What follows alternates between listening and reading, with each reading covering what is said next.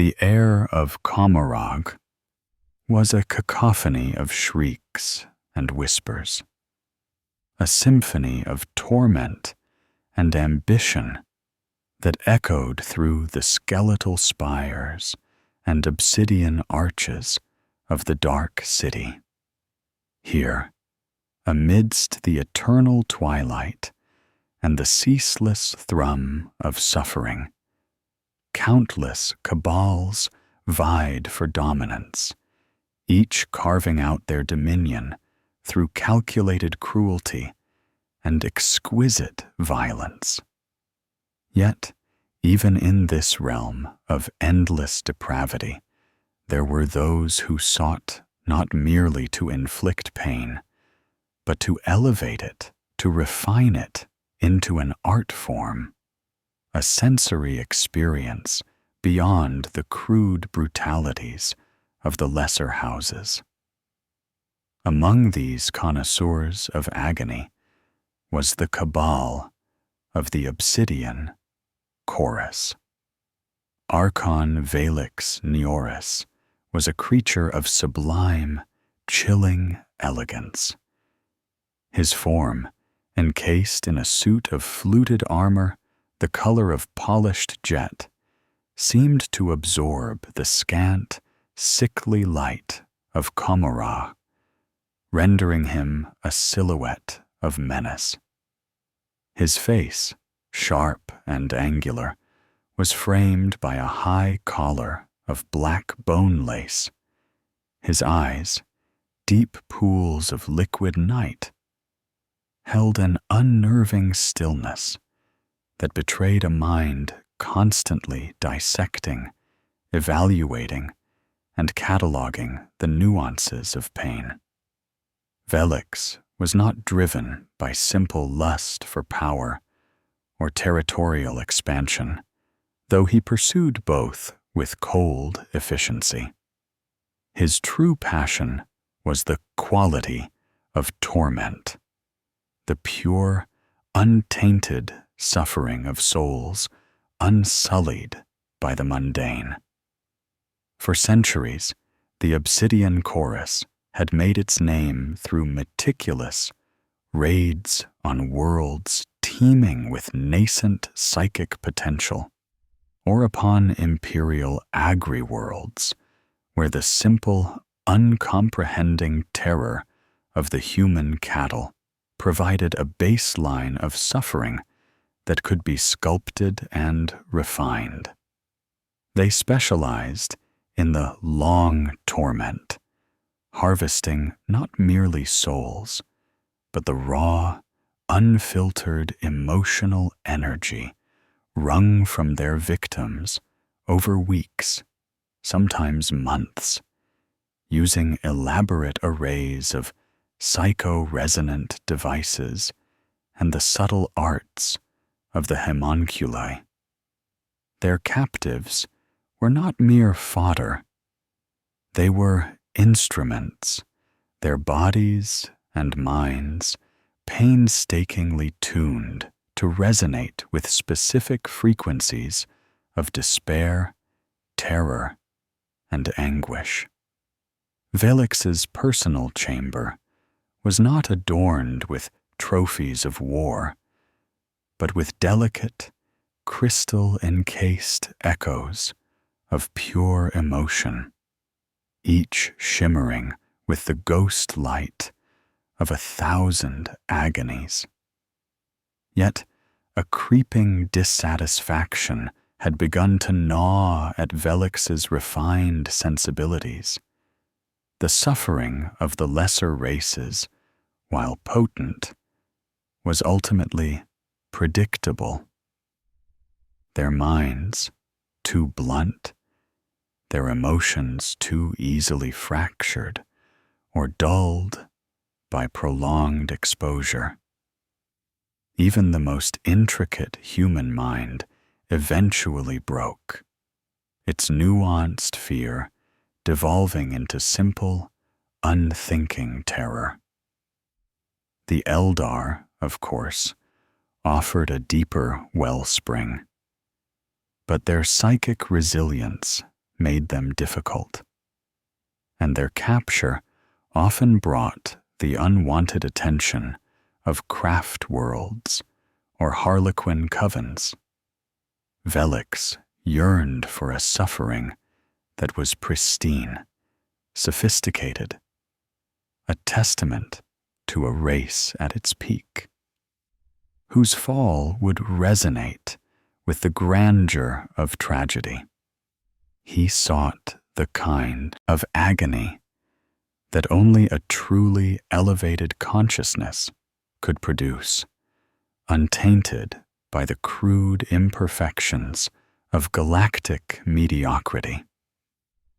His cabal, restless and always seeking new avenues of prey, pushed further and further into the forgotten corners of the galaxy, charting desolate void zones and dead star systems. It was during one such deep space probe, a hunting foray into the cold, silent drift of the galactic north, that fate, or perhaps the dark will of she who thirsts, intervened.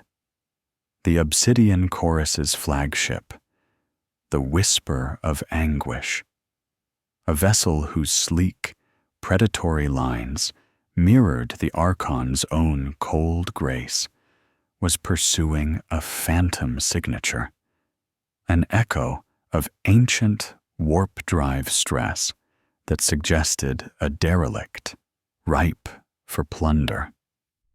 Instead of the expected wreckage, they stumbled upon an anomaly of space-time, a wound in the fabric of reality, unlike any recorded in even the most blasphemous of Comorite lexicons. It shimmered in the void, a swirling vortex of colorless light, not the vibrant, turbulent chaos of the warp, but something far more subtle and insidious. It pulsed with a faint, almost imperceptible psychic resonance, a ghost scream so ancient and attenuated that it barely registered on the Whisper of Anguish's long-range Auspex arrays. A lesser Archon might have dismissed it as a harmless, if unusual, void blight. But Velix Neoris, ever the connoisseur of the obscure, sensed a deeper note in its silent melody. "Approach, but maintain extreme caution," Velix commanded, his voice a low thrum against the backdrop of the ship's bridge, where his Drakons and Sybarites moved with the practiced, predatory grace of their kind. "What we encounter here is unique." A preliminary probe, dispatched by the Whisper of Anguish, vanished without a trace, not destroyed, but simply gone. No energy discharge, no wreckage, no distress signal. The portal swallowed it whole, leaving no ripple. This was not the greedy maw of a warp rift, but something else entirely. Intrigued, Velix ordered a more robust, heavily shielded scout vessel, crewed by an eager Drakon named Chimus and a squad of incubi, to investigate. Their mandate was simple: report, but do not engaw. Hours passed in the chilling silence of the bridge. The vortex remained, a silent maw. Then, a fractured, distorted transmission crackled through the comms. Chimus's voice, usually laced with the arrogant confidence of a born predator, was now thin, edged with a fragile wonder. Archon, we are somewhere else. The stars are wrong. The void, it pulses. There are structures, colossal, elegant, untouched by the long millennia, like a dream of Eldari Prime. A collective shiver of avarice and disbelief went through the bridge crew. A dream of Eldari Prime? Velix murmured, his eyes narrowing. Elaborate, Dracon. It's like a pocket, a bubble in reality. We're on approach to a world perfectly preserved. No rot, no ruin. The flora, the fauna, even the atmospheric composition is ideal. And there are inhabitants. They move with the grace of our ancestors.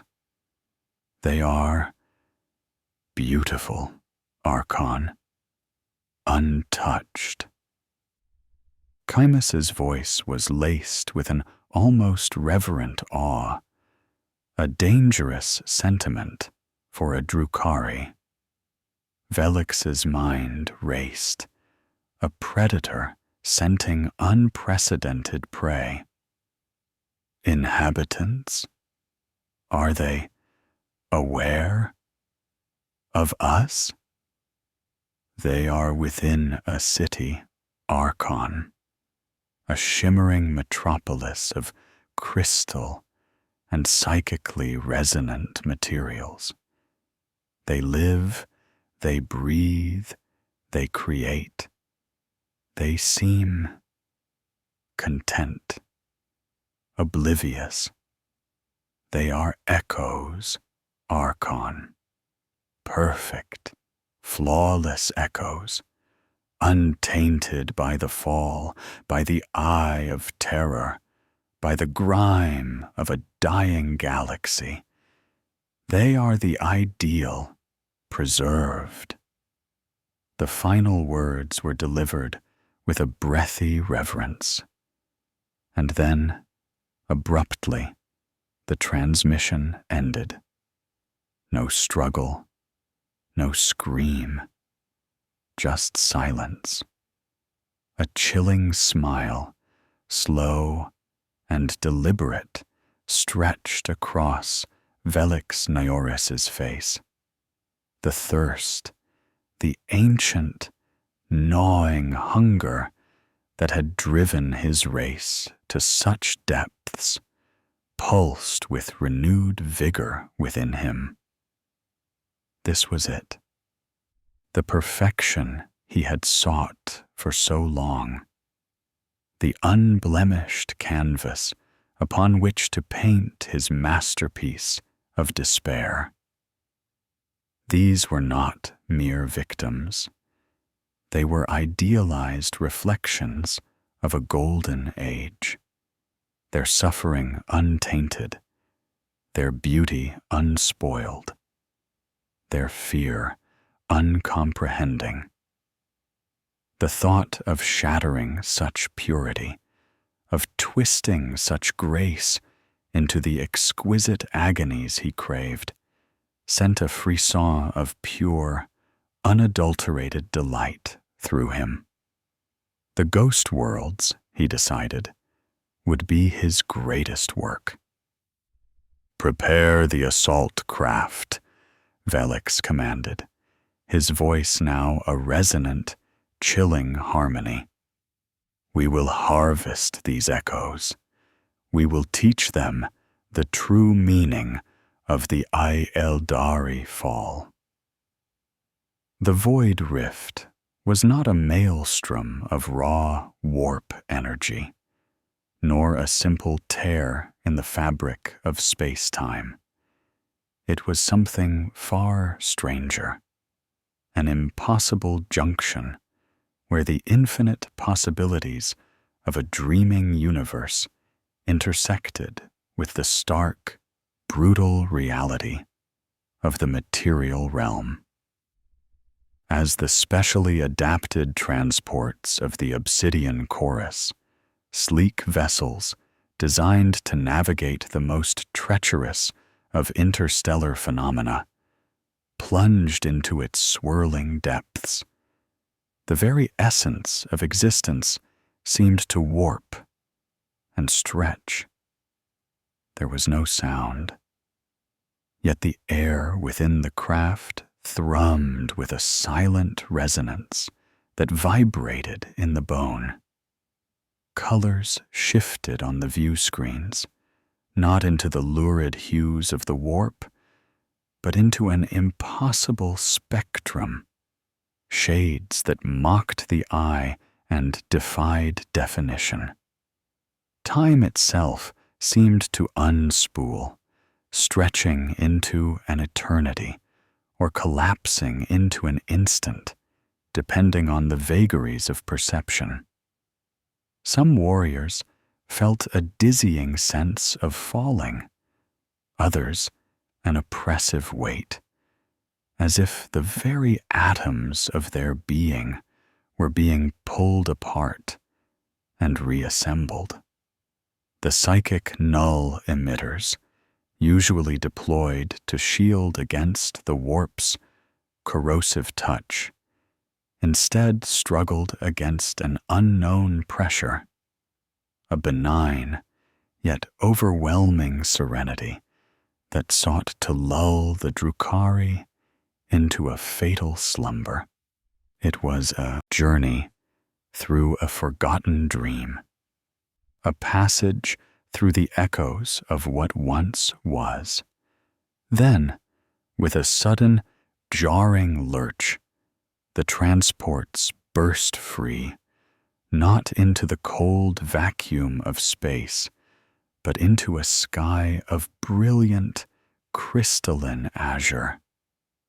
A sun, a gentle, golden orb unlike the baleful, distant stars of Komorag, hung in the heavens, bathing the landscape below in a soft, ethereal light.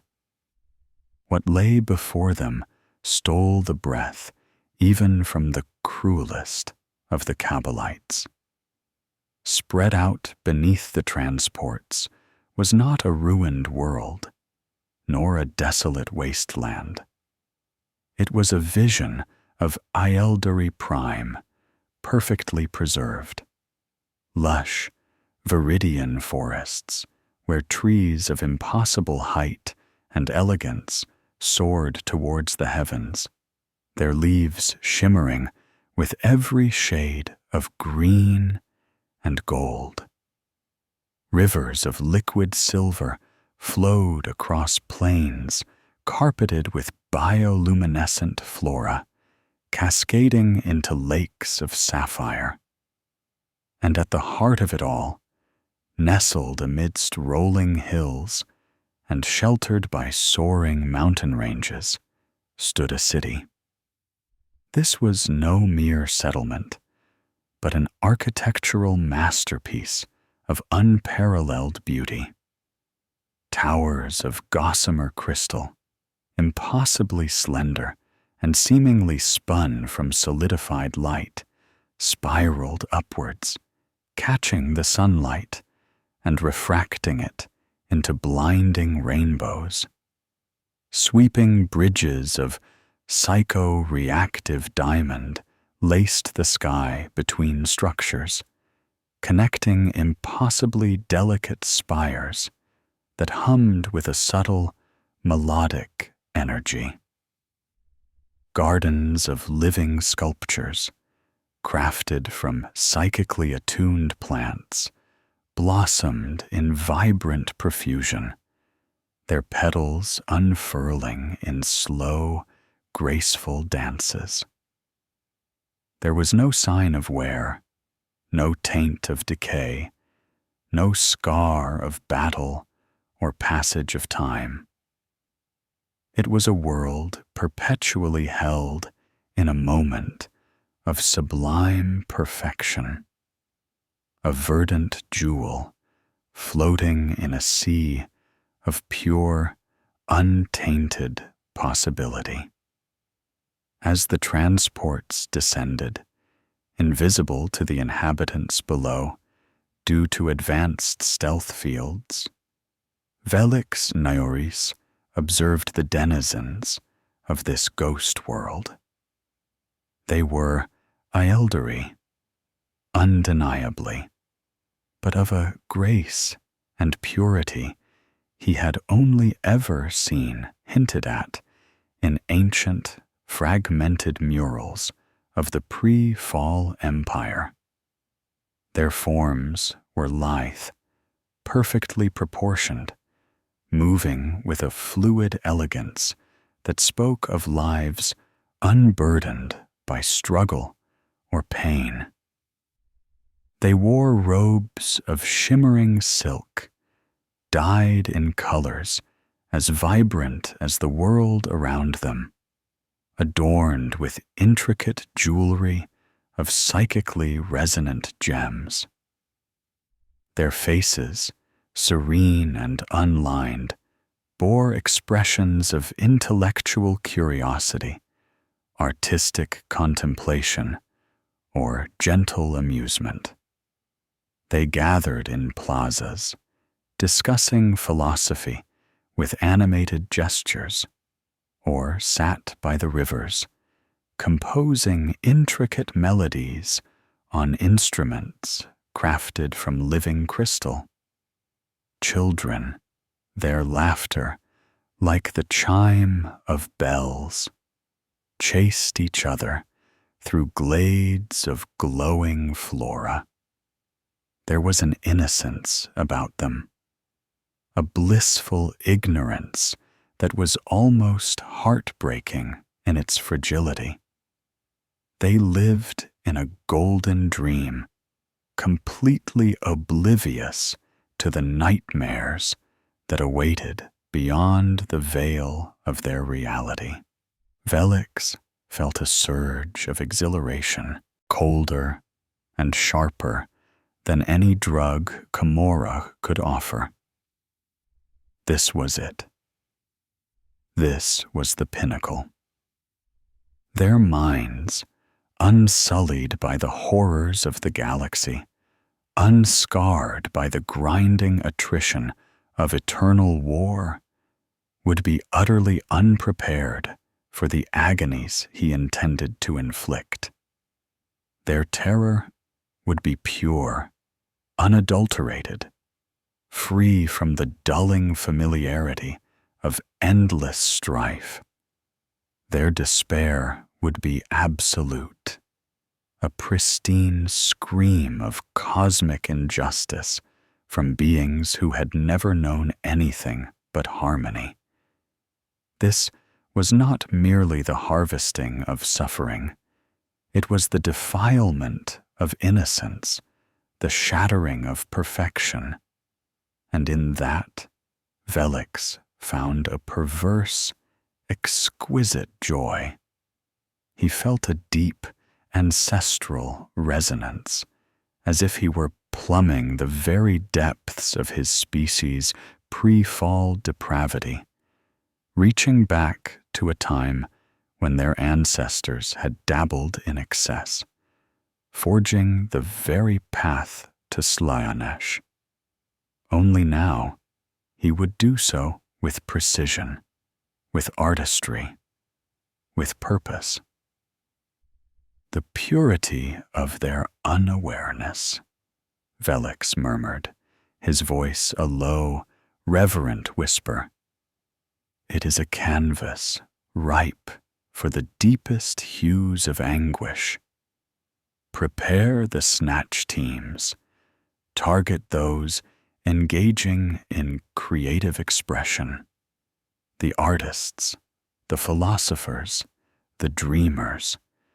Their minds will be the most vibrant, their fall the most profound. The assault was swift, silent, and surgical. Skimmercraft, their hulls coated in an advanced stealth field that bent light and psychic energy around them, swooped down from the sky. Shadowy figures of Kabbalites, clad in their obsidian dark armor, dropped into the vibrant plazas and tranquil groves. They moved like wraiths, their blades glinting with a hungry, unseen malice. There were no battle cries, no warning shots, just the sudden, terrifying appearance of silent, armored devils amidst a scene of idyllic peace.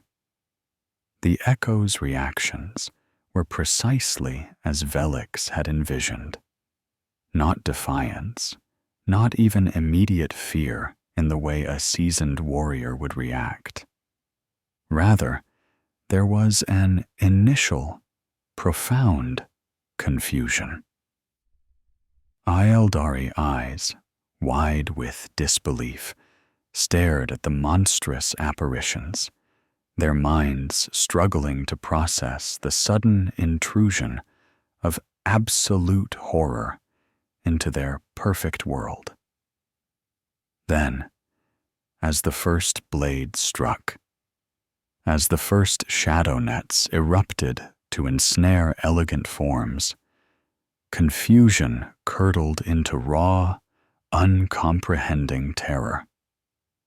A sculptor, his hands still stained with the pigments of his latest masterpiece, watched in bewildered horror as a fellow artist was dragged away, his serene expression twisting into a silent shriek. A philosopher, mid-sentence in a discourse on the nature of joy, found a monomolecular blade pressed against his throat, his sophisticated intellect collapsing into a primal, animalistic panic. Children's laughter turned into piercing screams as their parents were cut down or spirited away into the shadow ships. The suffering was exquisite. It wasn't the jaded, weary fear of a human drone, nor the hardened, desperate fury of a guardswoman. This was the agony of innocence defiled, of beauty desecrated, of a dream violently shattered. Each scream resonated with a clarity, a sharpness that thrilled the Drukhari to their core. There was no cynicism, no pre-existing trauma to muddy the waters. Their pain was a perfect, crystalline sound, untainted by the mundane. The very air seemed to crackle with the raw, potent psychic energy of their despair.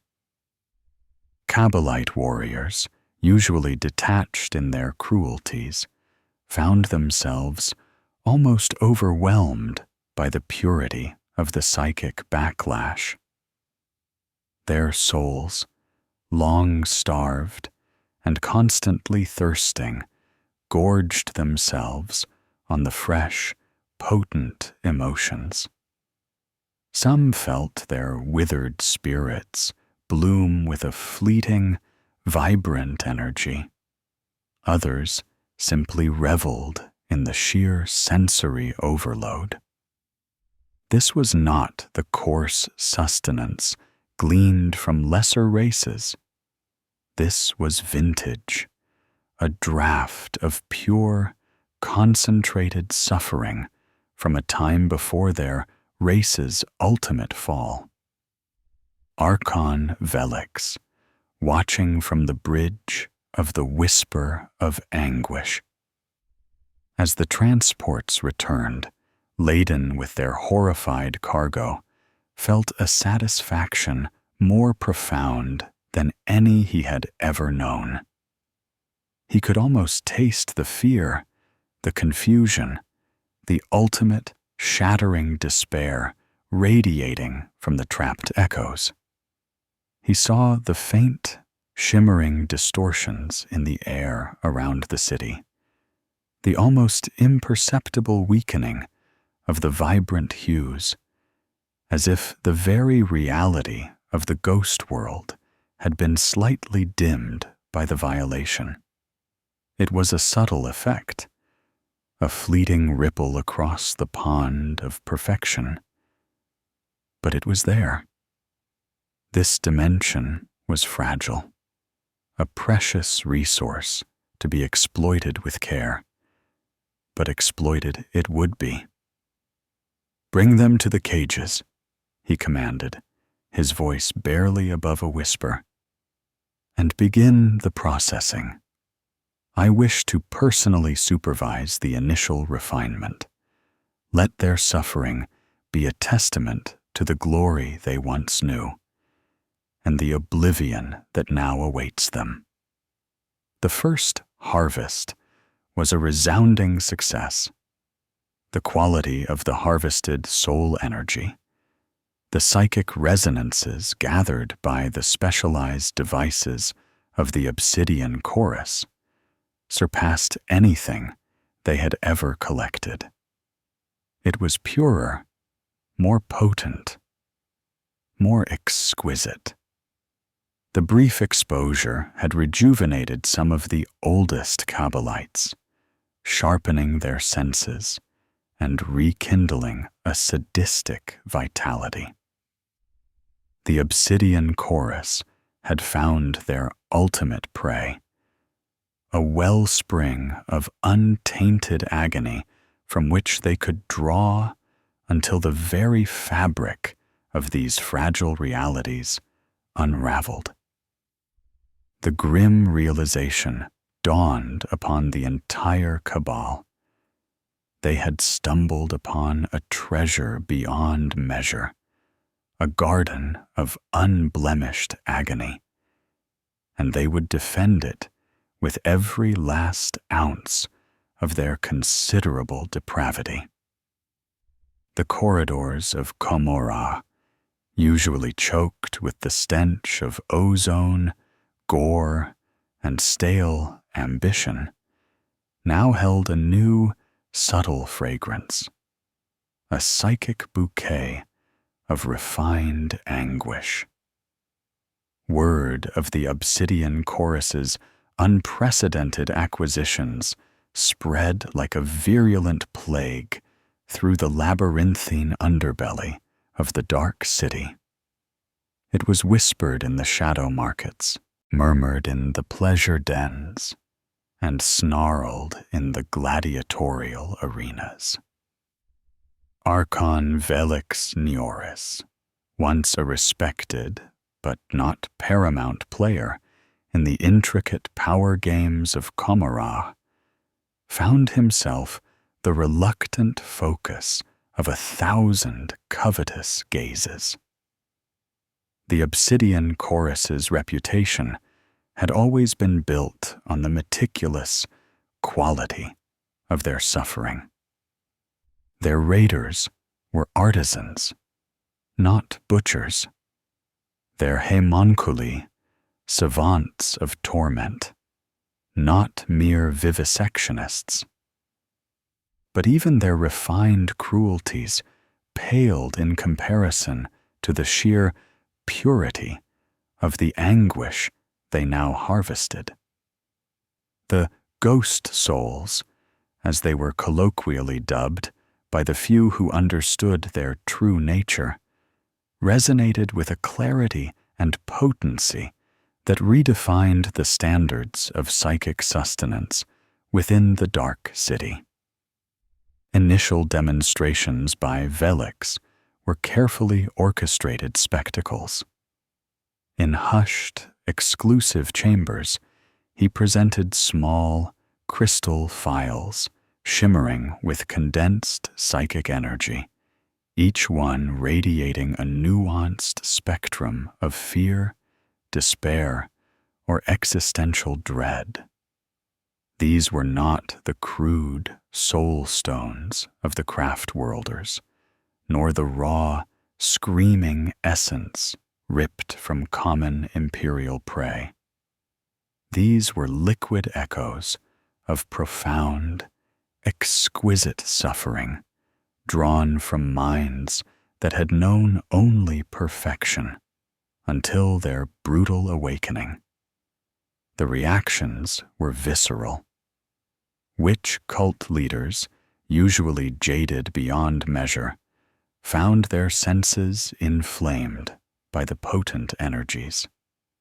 Mandrakes, creatures of shadow and whispered horror, felt a primal resonance with the shattered dreams encased within the crystals.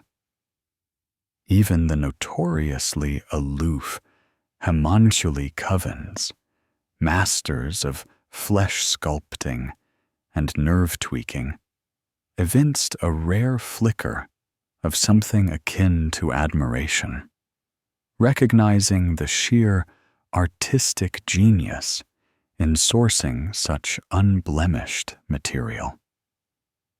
The quality was intoxicating, almost addictive.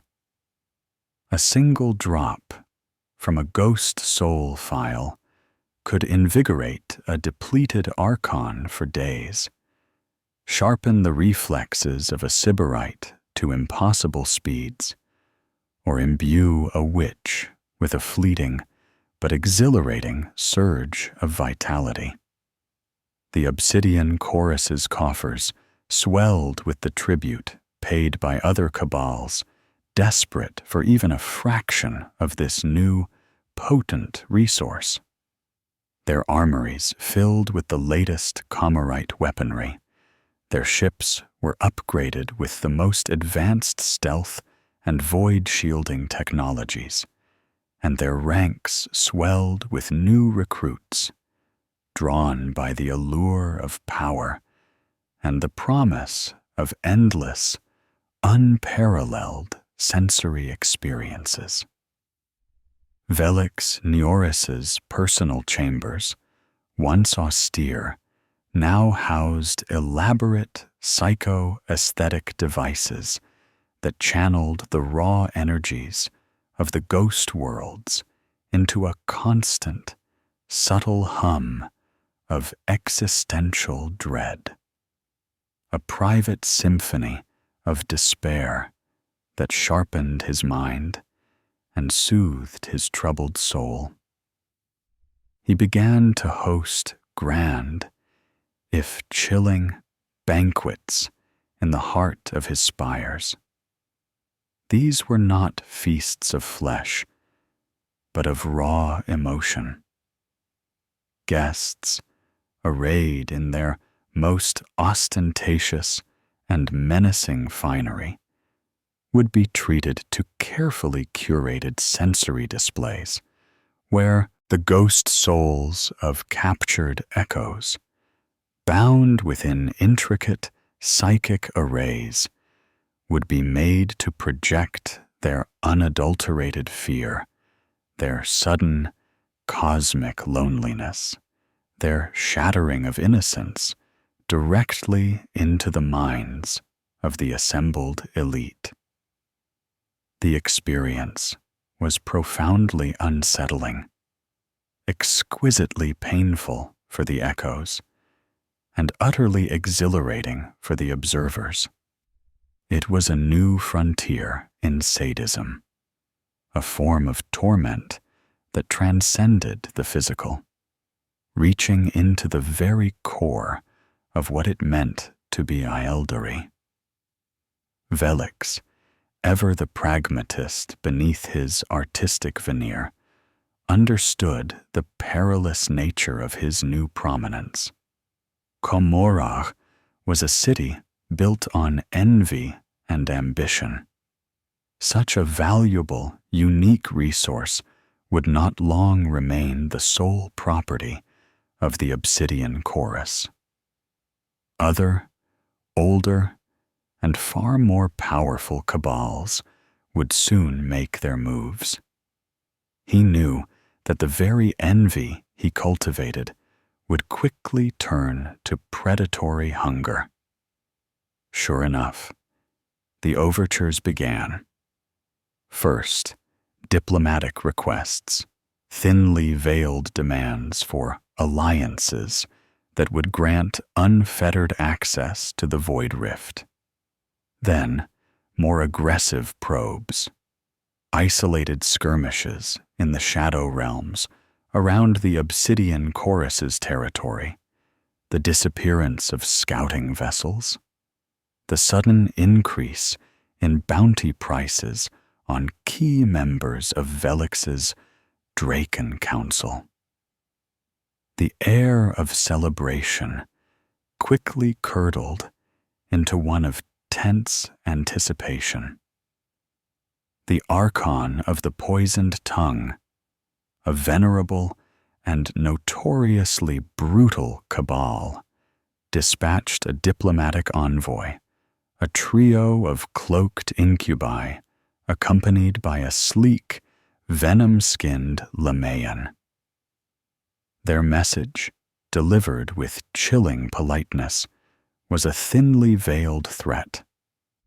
Comorragh demands variety. Such a potent vintage cannot be hoarded by one palate alone. Share, Archon, or risk having your goblet violently emptied. Velix's response was characteristically subtle and devastating. He accepted the gift of the Lamaean, a creature famed for her mastery of toxins and nerve induction. For a week, she was treated with opulent deference. Then, her agonizingly prolonged demise, broadcast via a scrambled psychic pulse to the Poisoned Tongue's inner council, served as his reply.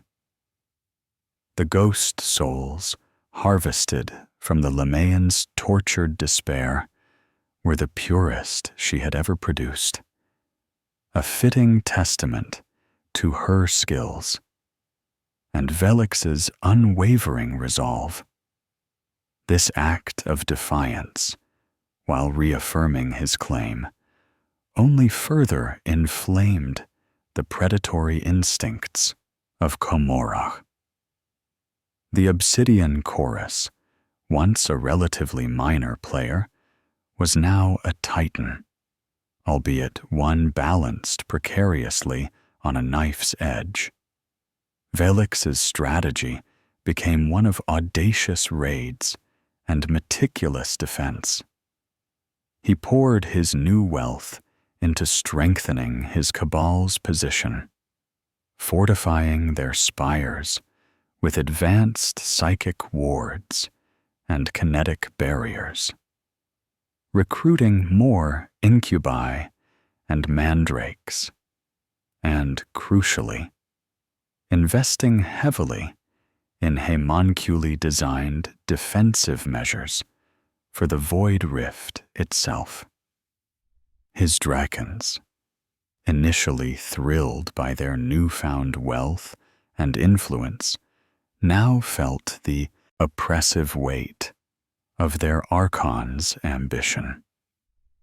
Sybarite Kalen, a veteran warrior and one of Velix's most trusted lieutenants, found himself increasingly engaged in a desperate, unending struggle to defend their territory from rivals. The raids into the ghost worlds continued, But now, each harvest was followed by immediate defensive actions, ambushes, and retaliatory strikes against encroaching cabals. The golden dream had turned into a golden cage, and Velix Neoris, the architect of this gilded prison, was slowly becoming its most obsessive inmate.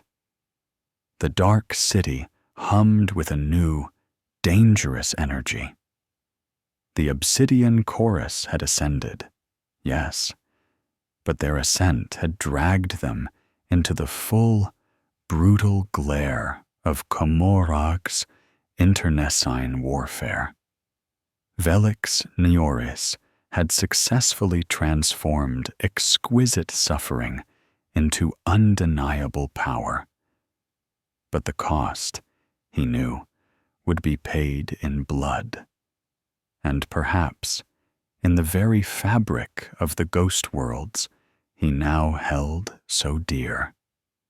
The whispers had given way to snarls, and soon the snarls would erupt into open war. The dizzying ascent of the obsidian chorus was swift, spectacular, and ultimately unsustainable. Archon Velix Neoris, immersed in the intoxicating purity of the ghost souls, had initially dismissed the subtle changes he observed within the fragile pocket dimensions. During the initial raids, the effects had been negligible, almost imperceptible. A slight paling of the sky, a barely noticeable tremor in the crystalline towers, a fleeting discord in the natural melodies of the flora. These had been attributed to the residual psychic shock of the incursions, mere ripples in a vast ocean of perfection. But as the obsidian chorus's raids intensified, driven by Velix's insatiable demand for the pure suffering and the burgeoning appetites of Comorach's elite, these ripples grew into tangible distortions. The vibrant hues of the ghost worlds began to fade, ever so subtly. The impossible greens of the forests took on a duller, more earthy tone. The liquid silver rivers flowed with less luster, their surfaces occasionally marred by strange, stagnant eddies. The air, once imbued with a gentle, life-affirming psychic hum, now carried a faint, almost subliminal echo of discord, a sorrowful resonance that was lost on most Drukhari, but not on Velix. He saw it in the captured echoes, too. Their initial, profound confusion and despair, while still potent, was gradually becoming accustomed. Their screams, while still pure, held a hint of resignation, a flicker of understanding that their perfect world was gone forever, and this new nightmare was their inescapable reality. The sheer shock that had made their suffering so exquisite was eroding, slowly but inevitably. This was the curse of all Drukhari prey. Even the most vibrant anguish eventually dulled. The wellspring of despair eventually ran dry. But this was different. This was not the victim adapting. This was the very fabric of the dimension fraying. Velix's personal chamber. Once a sanctuary of perfectly balanced psychic energies, began to experience minor, unsettling anomalies. The crystal phials of ghost souls, usually glowing with stable, ethereal light, sometimes pulsed erratically, their contained anguish flickering like a dying flame. The psychoaesthetic devices, designed to channel the echo's suffering, occasionally spat out shards of raw, untamed psychic energy, causing minor but irritating distortions in his other instruments. He summoned his most trusted Drakens, including Sybarite Kalen, and a cadre of his most insightful homunculi. The purity of the source is degrading, Velix stated, his voice devoid of emotion, yet with an undercurrent of barely suppressed frustration. The dimensions, they are not infinite. Each extraction leaves a scar. One of the homunculi, a gaunt creature named Vilixar, with eyes that burned with a cold, intellectual curiosity, stepped forward. Indeed, Archon, our preliminary analyses indicate that these pocket dimensions, as you term them, are remarkably fragile constructs. They are not sustained by conventional means. We believe them to be highly complex psychic projections, perhaps fragments of the Eldari collective unconscious, given temporary stability by some unknown, ancient technology or nexus. Which means, Velix pressed, his gaze piercing, each extraction of a soul echo, each infusion of raw horror, acts as a corrosive agent, Velixar explained, making intricate gestures with skeletal fingers. The reality of these worlds is self-contained. Any deviation from their idealized state, any foreign influence, causes a ripple. Repeated, aggressive incursions cause those ripples to become structural fractures. The dimension itself begins to forget its perfection, to absorb the taint of our presence. The ghost souls we harvest are not infinite projections. They are reflections that weaken with each theft. The implications were chilling. Velix's ultimate prize, his perfect wellspring of suffering, was finite, and his very predation was destroying it. The more he harvested, the faster the dimensions crumbled. This was a dilemma that gnawed at his dark heart. The pursuit of the highest quality of suffering now directly threatened the source of that suffering. "What is the solution?" Velix demanded, a dangerous edge in his voice. "How do we preserve the integrity of these gardens while continuing to harvest their fruit?" Vilixar offered a series of increasingly complex and morally abhorrent suggestions. We could attempt to seed the dimensions with fresh psychic energy, perhaps from captured psychers, though the purity would be compromised. Or we could establish advanced psycho-stabilization arrays around the rift itself, attempting to reinforce the dimensional walls.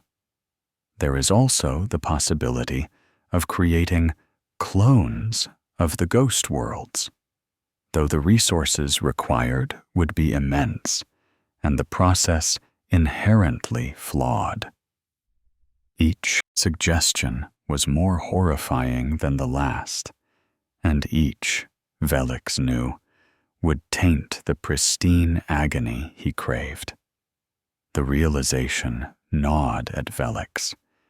He was caught between his insatiable desire for the perfect torment and the growing risk of destroying its source.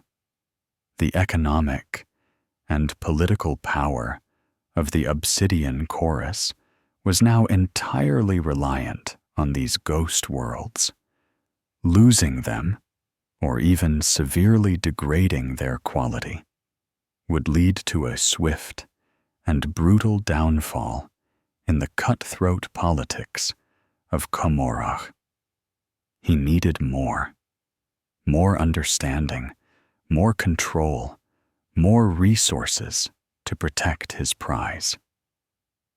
This growing desperation began to manifest in his tactics.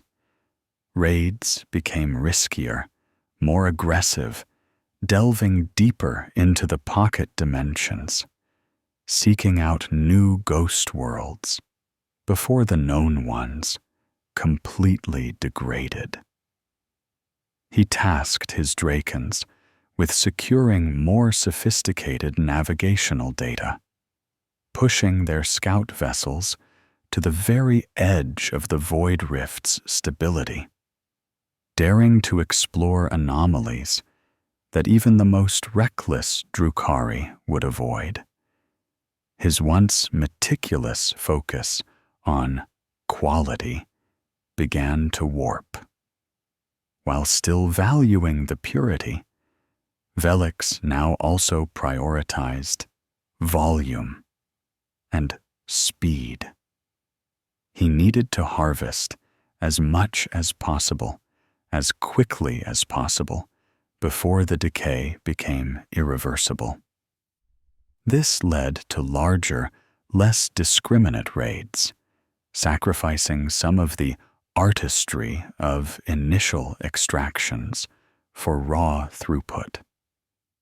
The screams of the ghost souls were still exquisite, but now there was a frantic edge to their harvest, a growing sense of desperation among the Kabbalites.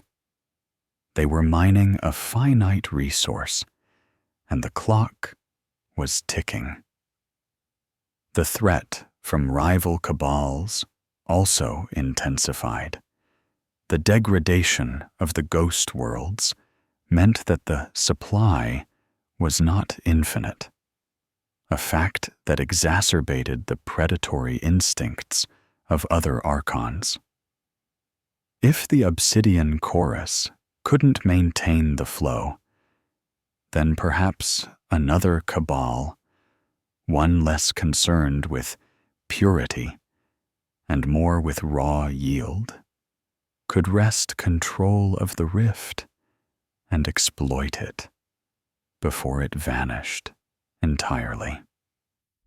The air of Komorra was thick with the scent of opportunity, and Velix Neoris, once the master of his own destiny, now felt the chilling winds of desperation at his back.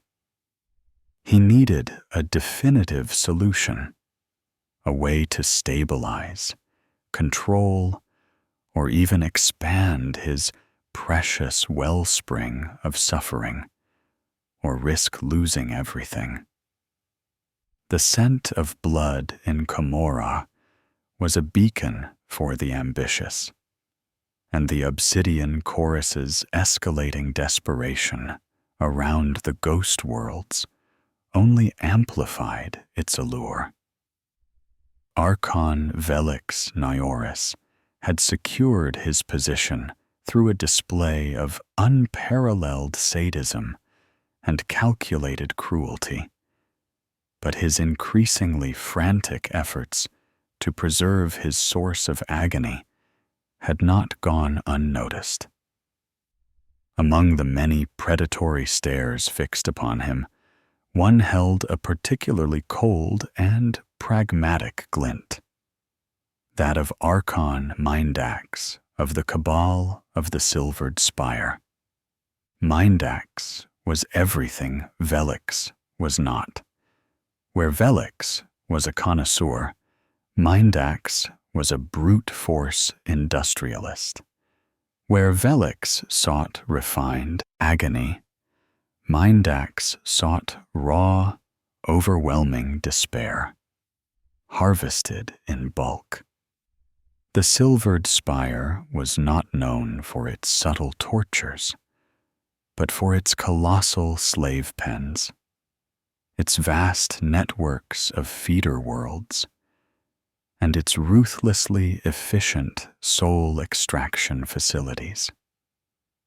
Mindax understood scale, profit, and the brutal calculus of power. He saw Velix's delicate balance as weakness, an artistic indulgence that prevented the obsidian chorus from fully exploiting its prize. Mindax had learned of the Void Rift through his extensive network of spies and informants, scraps of information gleaned from captured rivals and tortured whispers in the deepest shadow realms. He had watched the obsidian choruses rise with a calculating eye, allowing Velix to bear the brunt of initial hostilities, to prove the value and viability of the ghost worlds. Now, with the subtle hints of degradation emerging from the pocket dimensions, Mindax saw his opportunity. Velix's weakness was his attachment to the quality of the ghost souls. Mindax simply wanted the quantity, and he was prepared to rip the Void Rift open with a cleaver rather than Velix's scalpel.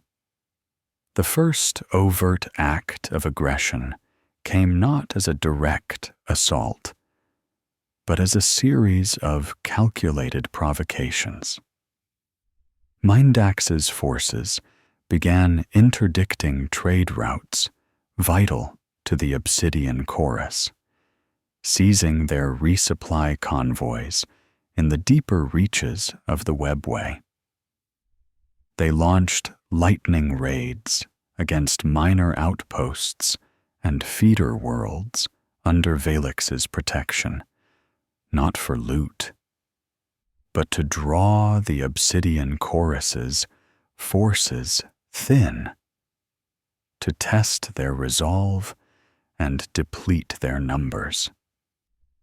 Each strike was a precise cut, designed to wound, to irritate, to bleed Velix's cabal slowly.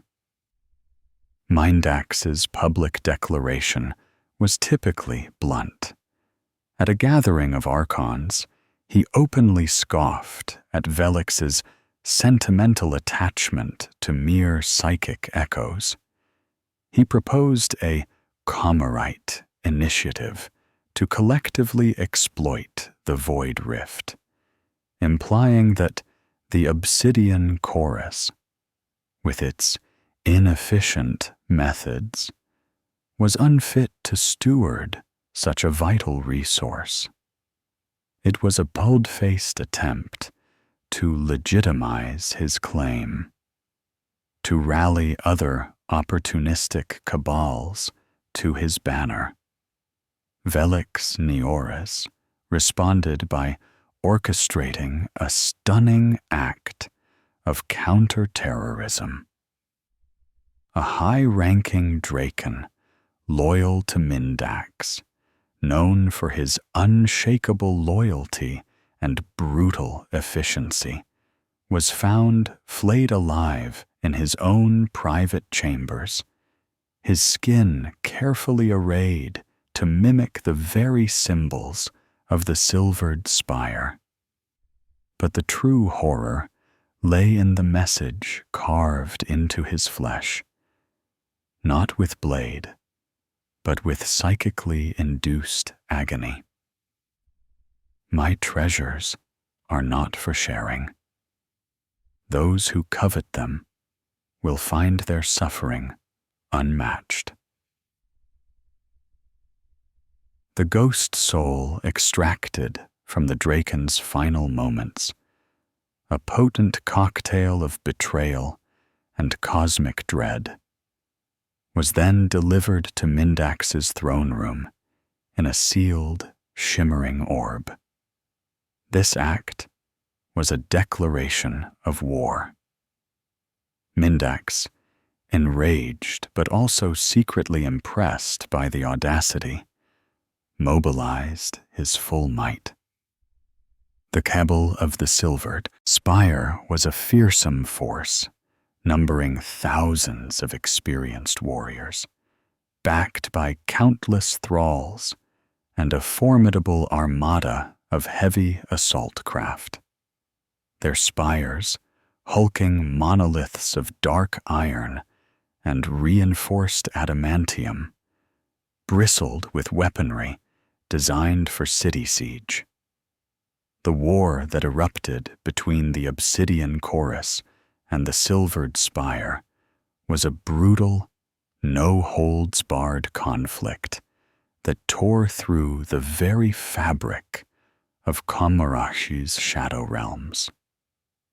Void skiffs screamed through the obsidian canyons, lashing out with lance fire and dark light.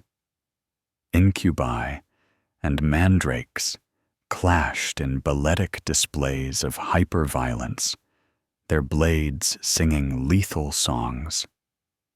Raids on each other's spires became a nightly occurrence, escalating from targeted assassinations to full-scale assaults. Mindax's strategy was attrition. He continually probed the Obsidian Chorus's defenses around the Void Rift, sending waves of expendable raiders and slave soldiers, forcing Velix to commit valuable resources to its protection.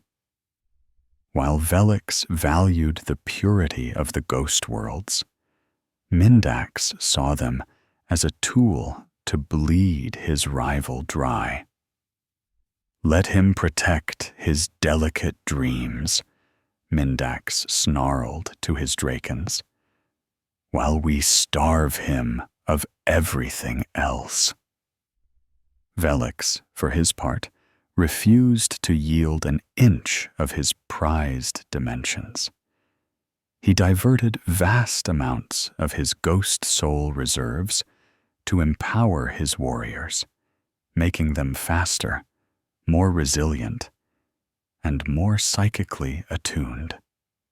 Sybarite Kalen found himself leading desperate defense actions, pushing his warriors to their limits against the relentless waves of the Silvered Spire. He witnessed firsthand the effects of the ghost souls, a temporary surge of vitality, a chilling focus, but also an accelerated erosion of sanity for those who indulged too deeply, their minds becoming susceptible to the raw emotional feedback of their foes. The fighting was relentless.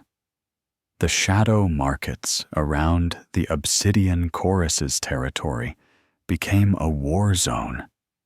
Allies were bought and sold, treaties broken, and betrayals became as commonplace as breath.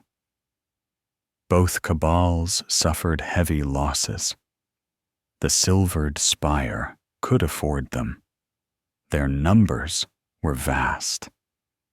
The Obsidian Chorus, though skilled and equipped with powerful, if fragile, ghost soul enhancements, was ultimately smaller.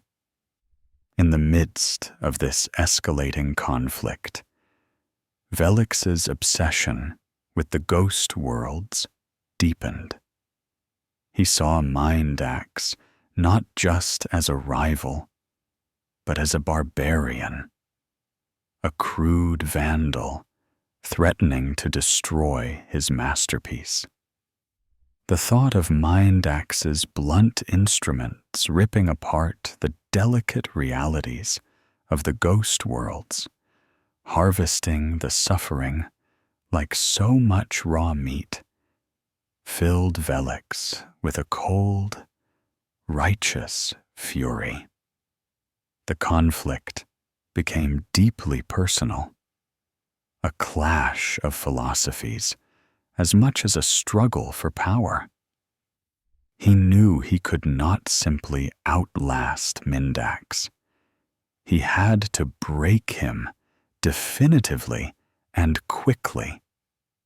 The delicate fabric of the ghost worlds could not long withstand the constant drain of his cabal's enhanced war effort, nor the inevitable collateral damage of Mindax's persistent attacks. The stage was set for a climactic confrontation, a desperate gamble for the fate of the ghost worlds, and for the very survival of the Obsidian Chorus. The arch-nemesis had emerged, and only one could remain. The pressure exerted by Archon Mindax and the Silvered Spire was relentless, a gnawing siege that threatened to splinter the Obsidian Chorus from within. Velix Neoris, once solely focused on the artistic refinement of suffering, now found his attention tragically divided. The constant raids against the ghost worlds and the brutal attrition war against Mindax's forces were bleeding his cabal dry, both in terms of manpower and the very psychic stability of his prized dimensions. This dual strain began to fray the carefully maintained loyalty of his Drakons and the general discipline of his cabal. Velix's obsession, once a source of strength and prestige, was now viewed by some as a dangerous monomania. His increasingly esoteric and risky tactics, born of desperation to preserve his source of suffering, were proving costly. He diverted vast resources, both material and living, to elaborate experimental projects aimed at stabilizing the Void Rift and preventing the ghost world's decay. These projects, often involving homunculi-wrought psychoharmonic arrays, or the forced psychic resonance of hundreds of captured thralls, consumed lives and resources that many Drakons felt should be focused on the immediate threat of the Silvered Spire. Archon, our patrols along the Xylos Verge are stretched too thin, reported Drakon Lixia, her voice barely concealing her frustration during a tense war council. Mindax's raiding parties are hitting us weakly, and the casualties mount. We need to reinforce our forward positions, not dedicate 2 full squadrons to some arcane ritual within the rift itself. Velix, cloaked in an aura of unsettling calm, merely regarded her with those depthless, obsidian eyes. The ritual, Draken, is to ensure we have a Xylos verge to patrol. What good are dead warriors if their sacrifices secure an empty prize? The ghost worlds are our lifeblood. Without them, we are nothing. Such pronouncements, while logically sound in the twisted calculus of Camorra, grated on the battle-hardened veterans. They understood the value of the ghost worlds, but they also understood the immediate, tangible threat of Mindax's overwhelming numbers. Some of the younger Drakens, eager for glory, and less burdened by the abstract concerns of dimensional stability, saw Velix's focus as an irrational distraction. They yearned for decisive, brutal action, not subtle, long-term experimentation. Whispers began to circulate among the Sybarites and Mandrakes. Rumors of Velix's madness, of his becoming too soft for the brutal realities of Camorra, or worse, too obsessed with a resource that was proving more trouble than it was worth. These whispers were carefully stoked by Mindax's agents, who infiltrated the Obsidian Chorus's ranks, planting seeds of dissent and offering tempting promises of power and wealth for those who would betray their Archon. Sybarite Kalen, his face often grim and weary, felt the internal schism keenly. He was fiercely loyal to Velix, having served him for centuries and witnessing firsthand the Archon's cold genius. But even Kalen found himself questioning the cost. He saw the escalating casualties, the exhaustion in his warriors' eyes, the growing cynicism among the lower ranks.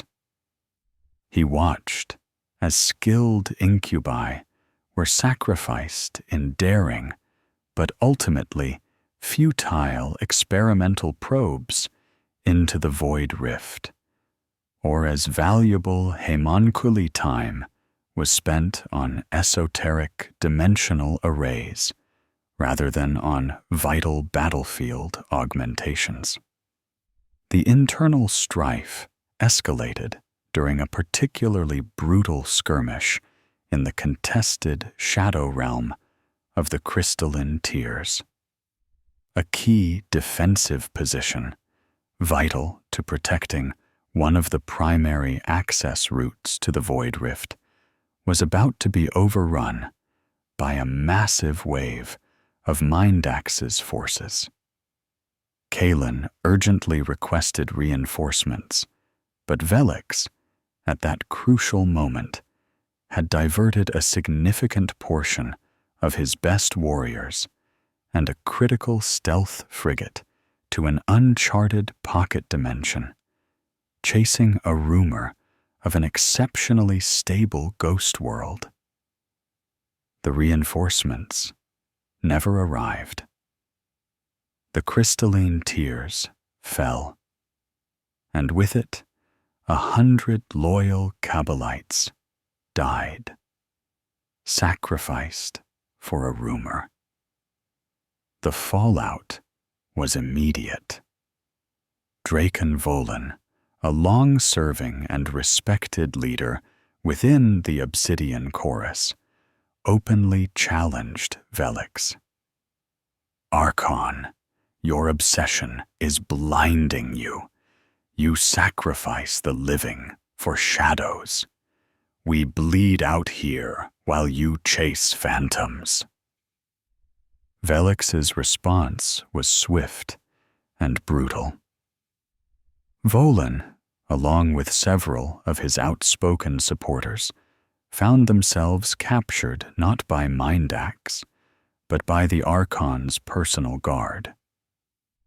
Their subsequent torment, enacted in Velix's private chambers, was designed to be a chilling example.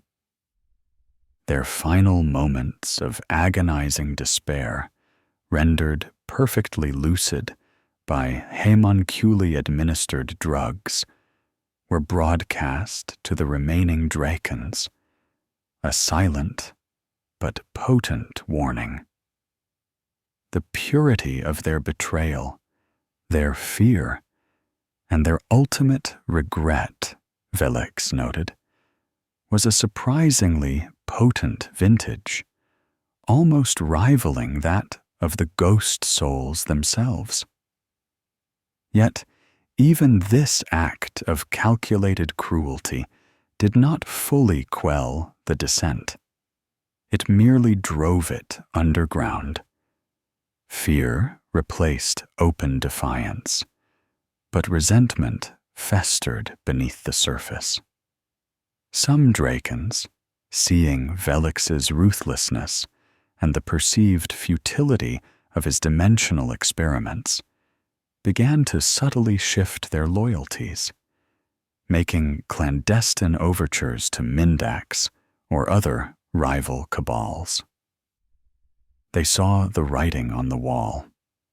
Velix was gambling everything on a dwindling resource, and the house was about to win. The Obsidian Chorus, once a cohesive, albeit cruel unit, began to splinter. Trust eroded. Orders were questioned, covertly or openly. Resource allocation became a point of constant contention. Velix, isolated by his own chilling genius and deepening obsession, found himself increasingly reliant on his personal incubi bodyguard and the unwavering loyalty of Kalen, who, despite his own doubts, would not betray his Archon.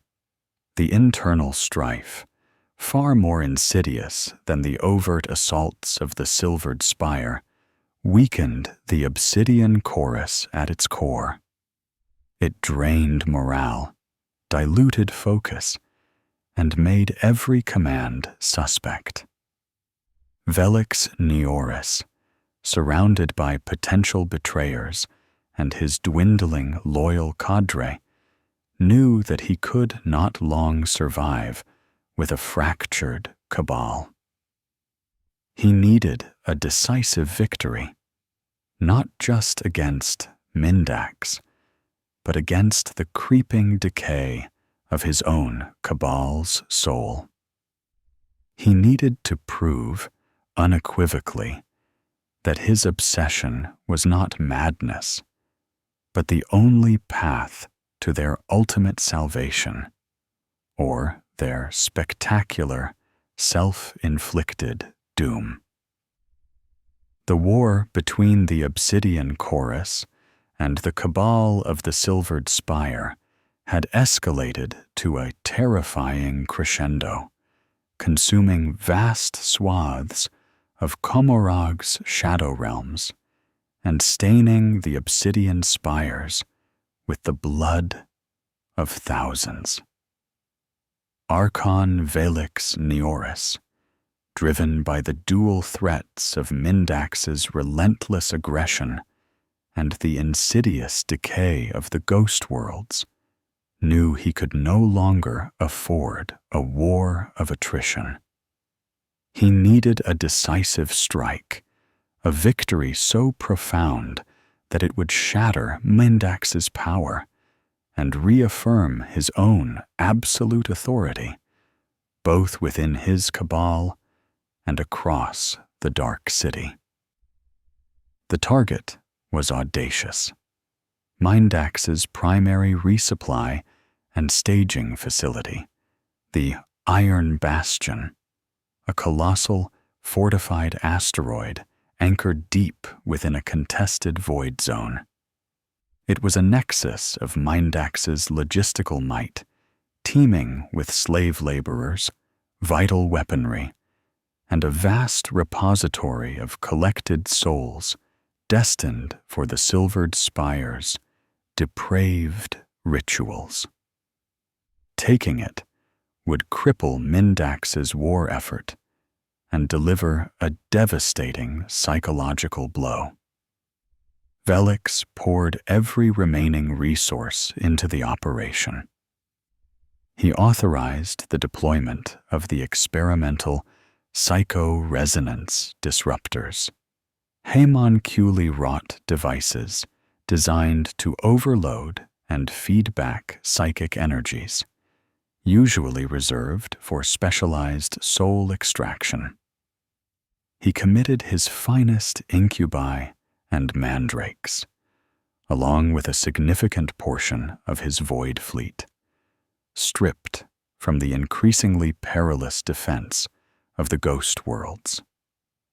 Sybarite Kalen was placed in command of the spearhead assault, a heavy burden that weighed on his already strained loyalty. The assault on the Iron Bastion was a symphony of meticulously planned violence. The Obsidian Chorus's stealth frigate, the Silent Scythe, led a flanking maneuver through a treacherous asteroid field, deploying squadrons of razor-wing jet fighters and Void Raven bombers to sow chaos amongst Mindax's orbital defenses.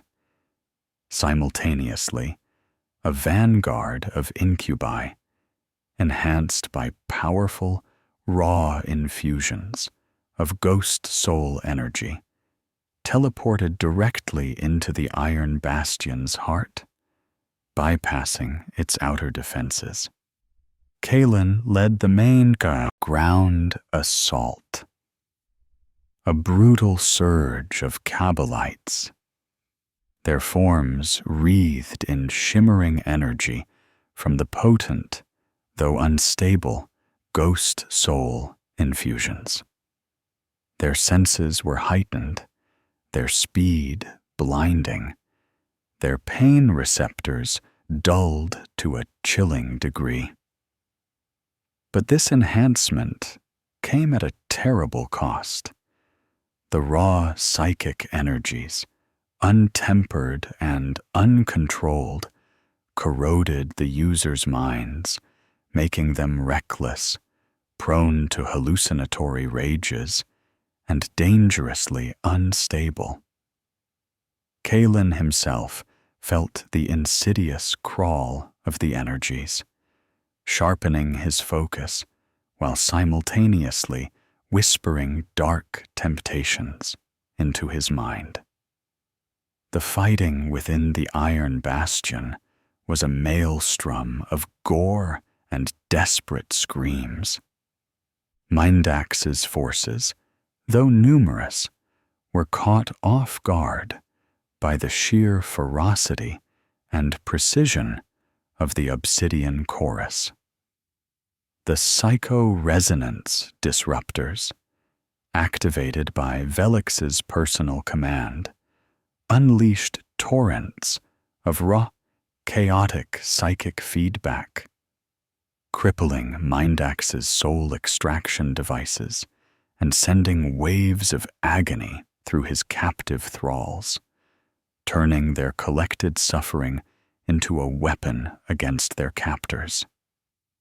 The cacophony of shrieks and the surge of uncontrolled psychic energy overwhelmed many of Mindax's warriors, driving them to maddened, self-destructive frenzies.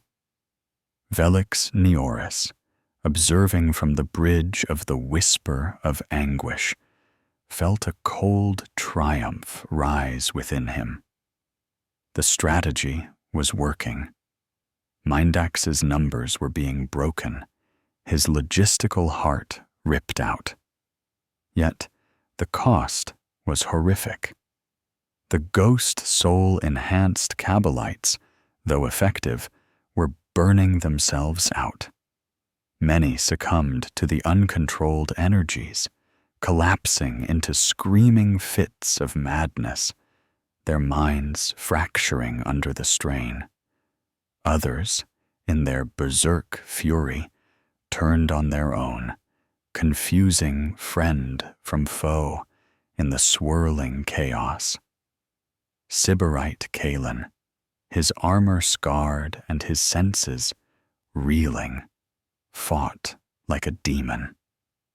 He cut down dozens of Mindax's warriors, his blade a blur, fueled by a potent dose of ghost soul essence.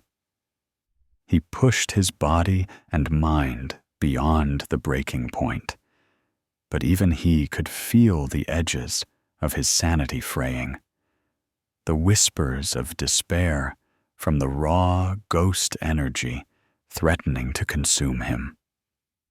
He watched in horror as some of his most trusted warriors succumbed, their eyes rolling back as they dissolved into mindless, gibbering beasts, ultimately cut down by their allies to prevent further friendly fire.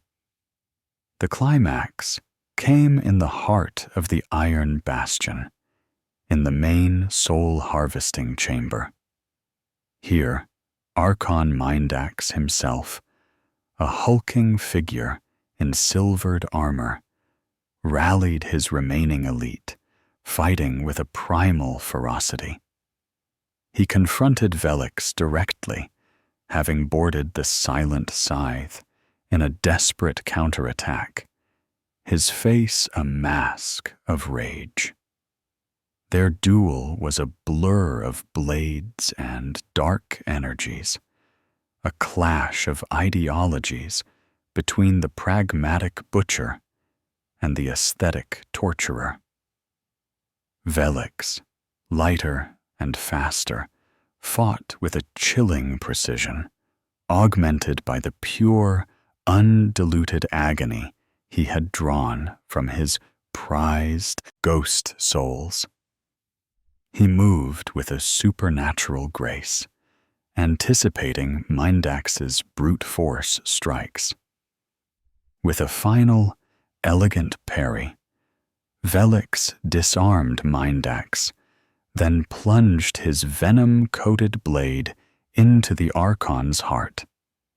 Mindax's dying scream was a satisfyingly visceral sound, raw and animalistic, a perfect contrast to the refined agony Velix usually sought. The Iron Bastion fell. The Obsidian Chorus had achieved a monumental victory. Mindax was dead, his cabal shattered, his resources plundered. The Comorite underworld reeled from the sudden, decisive blow. Velix Neoris had proven his ruthless brilliance, silencing his detractors and reaffirming his reign.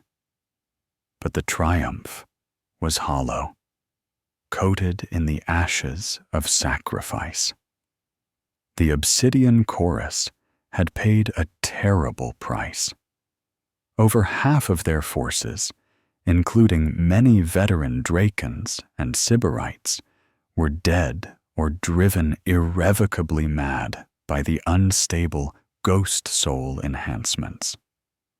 Their void fleet was crippled, their remaining ships limping back to their spires, riddled with holes and barely held together. The experimental, psycho-resonance disruptors, while effective, had also caused significant collateral damage to the fragile dimensional anchors surrounding the void rift, further exacerbating the decay of the ghost worlds. Sybarite Kalen, though alive, felt a profound emptiness. He had witnessed the horrifying cost of Velix's obsession, the sacrifice of his comrades for a fleeting advantage. The ghost souls had given them victory, but they had also twisted their minds, consumed their sanity, and left them broken. The internal strife had been quelled by fear and the undeniable success of Velix's gamble, but the unity of the Cabal was shattered, replaced by a grim, silent resignation. The Obsidian Chorus stood victorious, but catastrophically weakened, a shadow of its former self, its strength bought at the cost of its very soul. Velix Neoris had defeated his arch-nemesis, but in doing so, he had pushed his Cabal to the brink of annihilation, irrevocably changing its nature and bringing the delicate ghost worlds even closer to their ultimate demise. The price of victory had been paid in blood and sanity, and the future of the Obsidian Chorus was now more precarious than ever. The Pyrrhic victory over the Silvered Spire left the Obsidian Chorus battered and bleeding, their numbers decimated, their arrogance tempered by the grim reality of their losses. Yet, Archon Velix Neoris felt little of the collective exhaustion or grief that settled over his diminished Cabal. His mind was not on the fallen warriors or the shattered vessels. His obsession, sharpened by the brutal conflict, focused instead on the heart of the matter, the ghost worlds. The battle for the Iron Bastion, while a triumph of strategy and cruelty, had come at an unforeseen cost to the very fabric of his prized dimensions.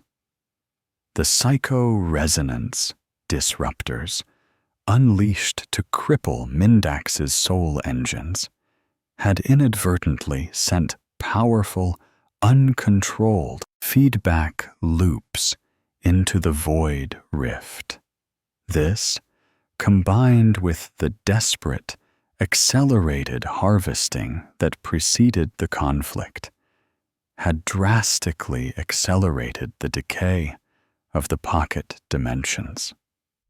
Upon returning to Komorak, Velix received dire reports. Several of the most frequently raided ghost worlds had collapsed entirely, dissolving into nothingness, leaving behind only swirling eddies of raw, unstable psychic energy where perfect realities once stood. Others shimmered with alarming instability, their once vibrant hues faded to sickly grays and browns, their crystalline structures crumbling into dust. The echoes within them were no longer pristine, but fragmented, their agony muted by the sheer degradation of their existence. The pristine torment he craved was slipping through his grasp. This catastrophic degradation filled Velix with a cold, righteous fury. He had defeated Mendax, yet his true prize was dying. He needed answers, and he needed them now. He ordered his remaining homunculi and lore-keepers to intensify their research, to scour every ancient text, every forbidden tome, every whispered rumor for any clue regarding the nature of the Void Rift and the Ghost Worlds. He was no longer content merely to harvest. He needed to understand, to control, to master these fragile realities before they vanished forever. His search led him deep into the hidden, forbidden libraries of Komarag, to places where even the most jaded Drukhari rarely ventured. He sought out forgotten Eldar artifacts, relics of a time before the fall, artifacts that hummed with a subtle, ancient psychic power. He interrogated captured Eldar from craft worlds, breaking their minds not for raw anguish, but for fragments of their ancestral memories, desperate for any shred of knowledge about their species' distant past. What he found was piecemeal, cryptic, and often contradictory. The ghost worlds were not a natural phenomenon, nor a simple warp anomaly. They were something far stranger. Fragmented references spoke of dream realms, collective memories given form, and psychic anchors. One particularly obscure glyph code, deciphered from a millennia-old relic, hinted at a catastrophic event that had fractured reality, causing echoes of perfect moments to be ripped away and preserved in isolated pockets of time-space. The most potent clue came from a broken psychic relay, recovered from a derelict vessel of unknown origin, its technology clearly pre-fall. When stimulated by a specially prepared ghost soul, the relic activated, projecting a fleeting, kaleidoscopic vision directly into Velix's mind.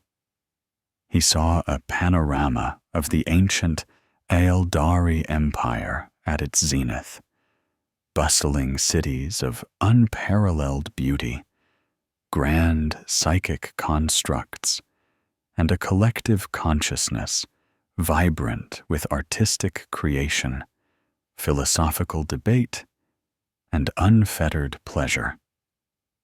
It was a golden age, a peak of civilization beyond anything in the current galaxy. Then the vision shifted.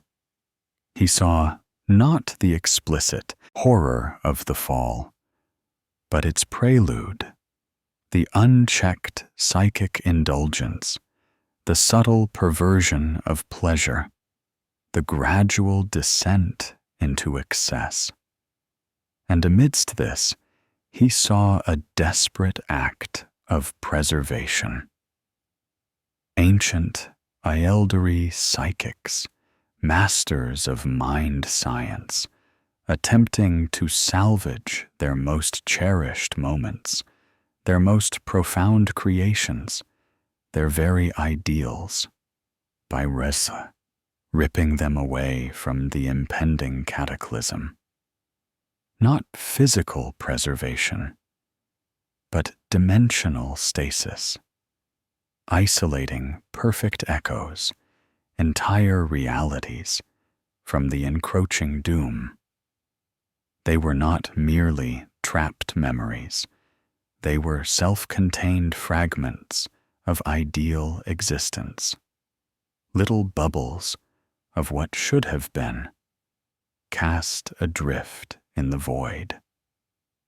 The void rift, Velix now understood, was not just a tear, but a nexus, an unstable gateway between the fractured reality of the present and these desperate, ancient attempts at preservation. The ghost worlds were not random occurrences. They were the intentional, though perhaps flawed, legacy of the pre-fall Aeldari, fragile sanctuaries for their dying dreams. The implications were profound. These dimensions were not merely exploitable resources. They were living relics, immensely powerful psychic constructs. This also explained their fragility. Each Drukhari incursion, each act of savage predation, was not just draining energy. It was actively corrupting the original intent, tearing at the very threads that held these dream realities together. He was not merely harvesting suffering. He was defiling a desperate, ancestral act of preservation. A chilling realization washed over Velix. To simply raid these dimensions was short-sighted.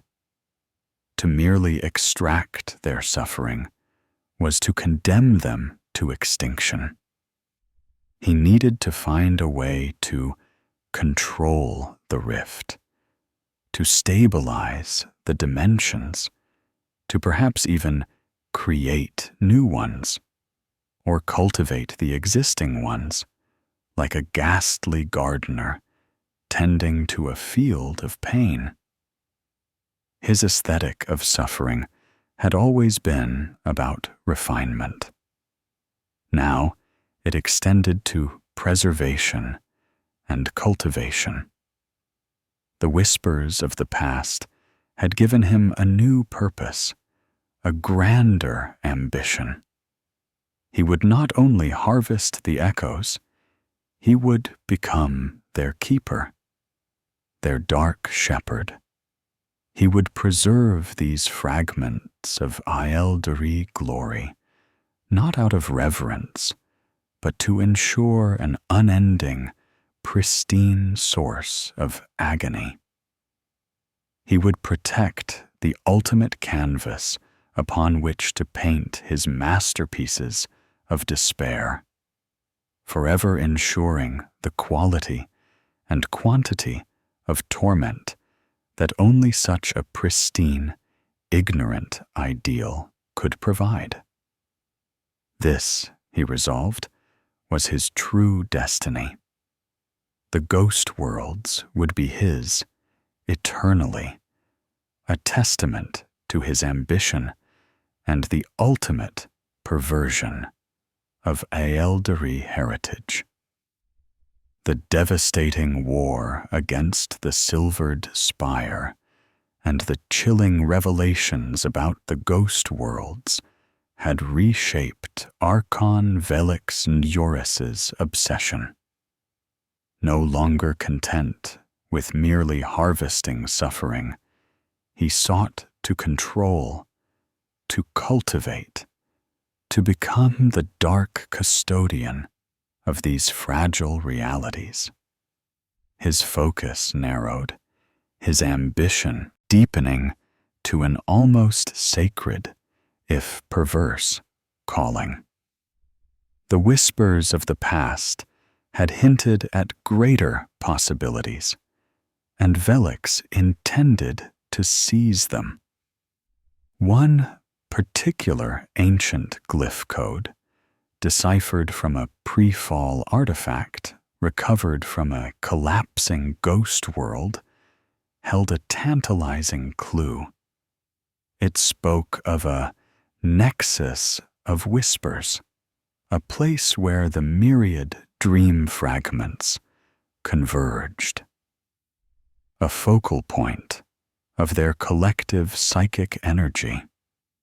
It described it not as a specific geographical location, but a unique temporal spatial anomaly, deeper within the void rift than any Drukhari had yet dared to venture.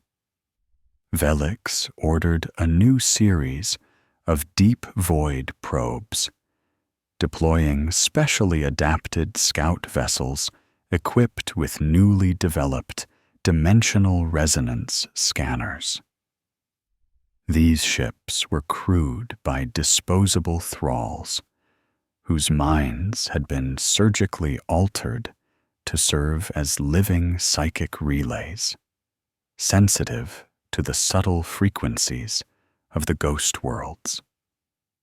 Many died, their minds shattering from the raw psychic feedback, or their vessels simply dissolving into the unstable eddies of the rift. But Velix was unyielding. The prize was too great. Finally, after months of relentless exploration and catastrophic losses, one scout vessel, piloted by a barely coherent thrall whose skin had turned to crackling crystal from psychic overload, stumbled upon it. Not a world, but a nexus, a swirling vortex of pure, distilled possibility, where the boundaries between different ghost worlds were impossibly thin, overlapping like the delicate petals of a nightmare flower. And at its heart, a glimmer. The scout vessel transmitted fragmented, distorted images, but even through the static, Velix could perceive it. A pocket dimension, unlike any they had encountered before. It wasn't merely a pristine echo of an ancient Aeldari moment. It was the moment. A vast, sprawling celebration.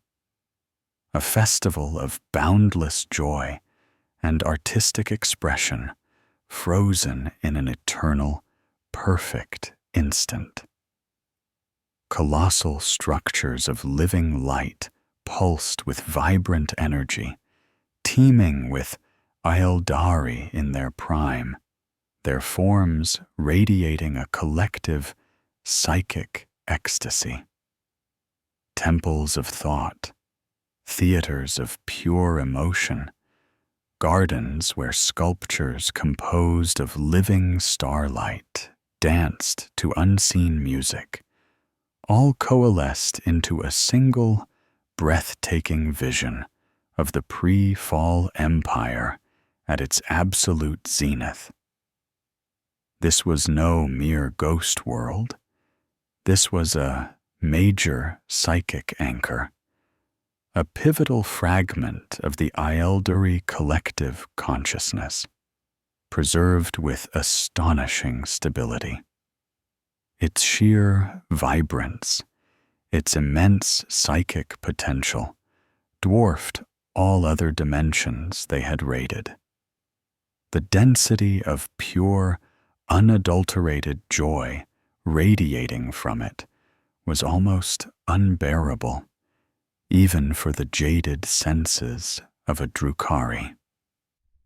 Velix Neoris felt a thrill that transcended even his usual cold sadism. This was it, the ultimate canvas, the pure, untainted source of life, joy, and collective harmony, just waiting to be perverted into the most exquisite agony imaginable. The suffering extracted from this dimension would be beyond comparison, a vintage so potent it could reshape the very power dynamics of Komarach. It would not merely sustain the obsidian chorus, it would elevate it to an unimaginable pinnacle. He named it the Choral Heart, a mocking tribute to its original purpose and a testament to the dark symphony of despair he intended to orchestrate within it. The plan to breach the Choral Heart was meticulous, honed by the bitter lessons of the previous war. Velix would not simply raid it. He would establish a permanent foothold, a nexus of control that would allow for sustained, controlled harvesting, mitigating the degradation that had plagued his earlier efforts. This was to be a bastion of refined torment, a perpetual engine of despair. He deployed a significant portion of his remaining forces, including his most loyal Drakons and a new breed of incubi, their minds fortified by rigorous homunculi conditioning against the raw psychic feedback of the dimensions. Sybarite Kalen, now grim and battle-hardened, led the vanguard, his face set in a mask of grim determination. He understood the stakes. Failure here would mean the complete dissolution of the obsidian chorus, consumed by Mindax's remnants or other opportunistic cabals. The initial breach was met with no resistance. The inhabitants of the Choral Heart were, like all ghost souls, completely oblivious to the approaching nightmare. Their faces, alight with the joy of their eternal festival, remained serene even as the stealth ships descended through their crystalline sky.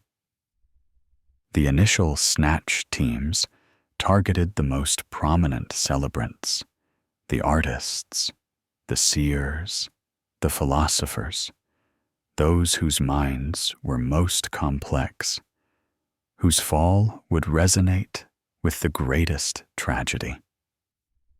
The screams that erupted from the Choral Heart were a revelation. They were not merely screams of terror, but of cosmic disbelief, of profound shattering. This was the undoing of pure, unadulterated bliss, a perversion of the highest form of Eldari joy. The psychic energy unleashed was so potent that even the conditioned incubi staggered, their mental shields straining. Velix, monitoring from the command vessel, felt a euphoric rush. This was everything he had dreamed of, and more. Within days, the Obsidian Chorus had established a fortified outpost on the Choral Heart, a dark cyst of obsidian and sharpened bone against the backdrop of glittering perfection. Psycho-resonance arrays were erected, drawing in the raw psychic anguish and channeling it into massive, arcing conduits.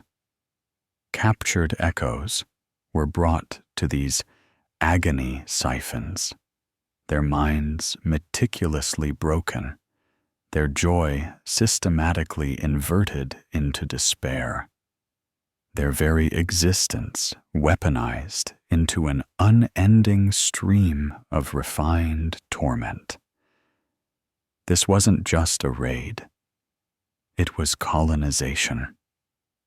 Velix Neoris had found his perfect hunting ground, an inexhaustible wellspring of pristine suffering.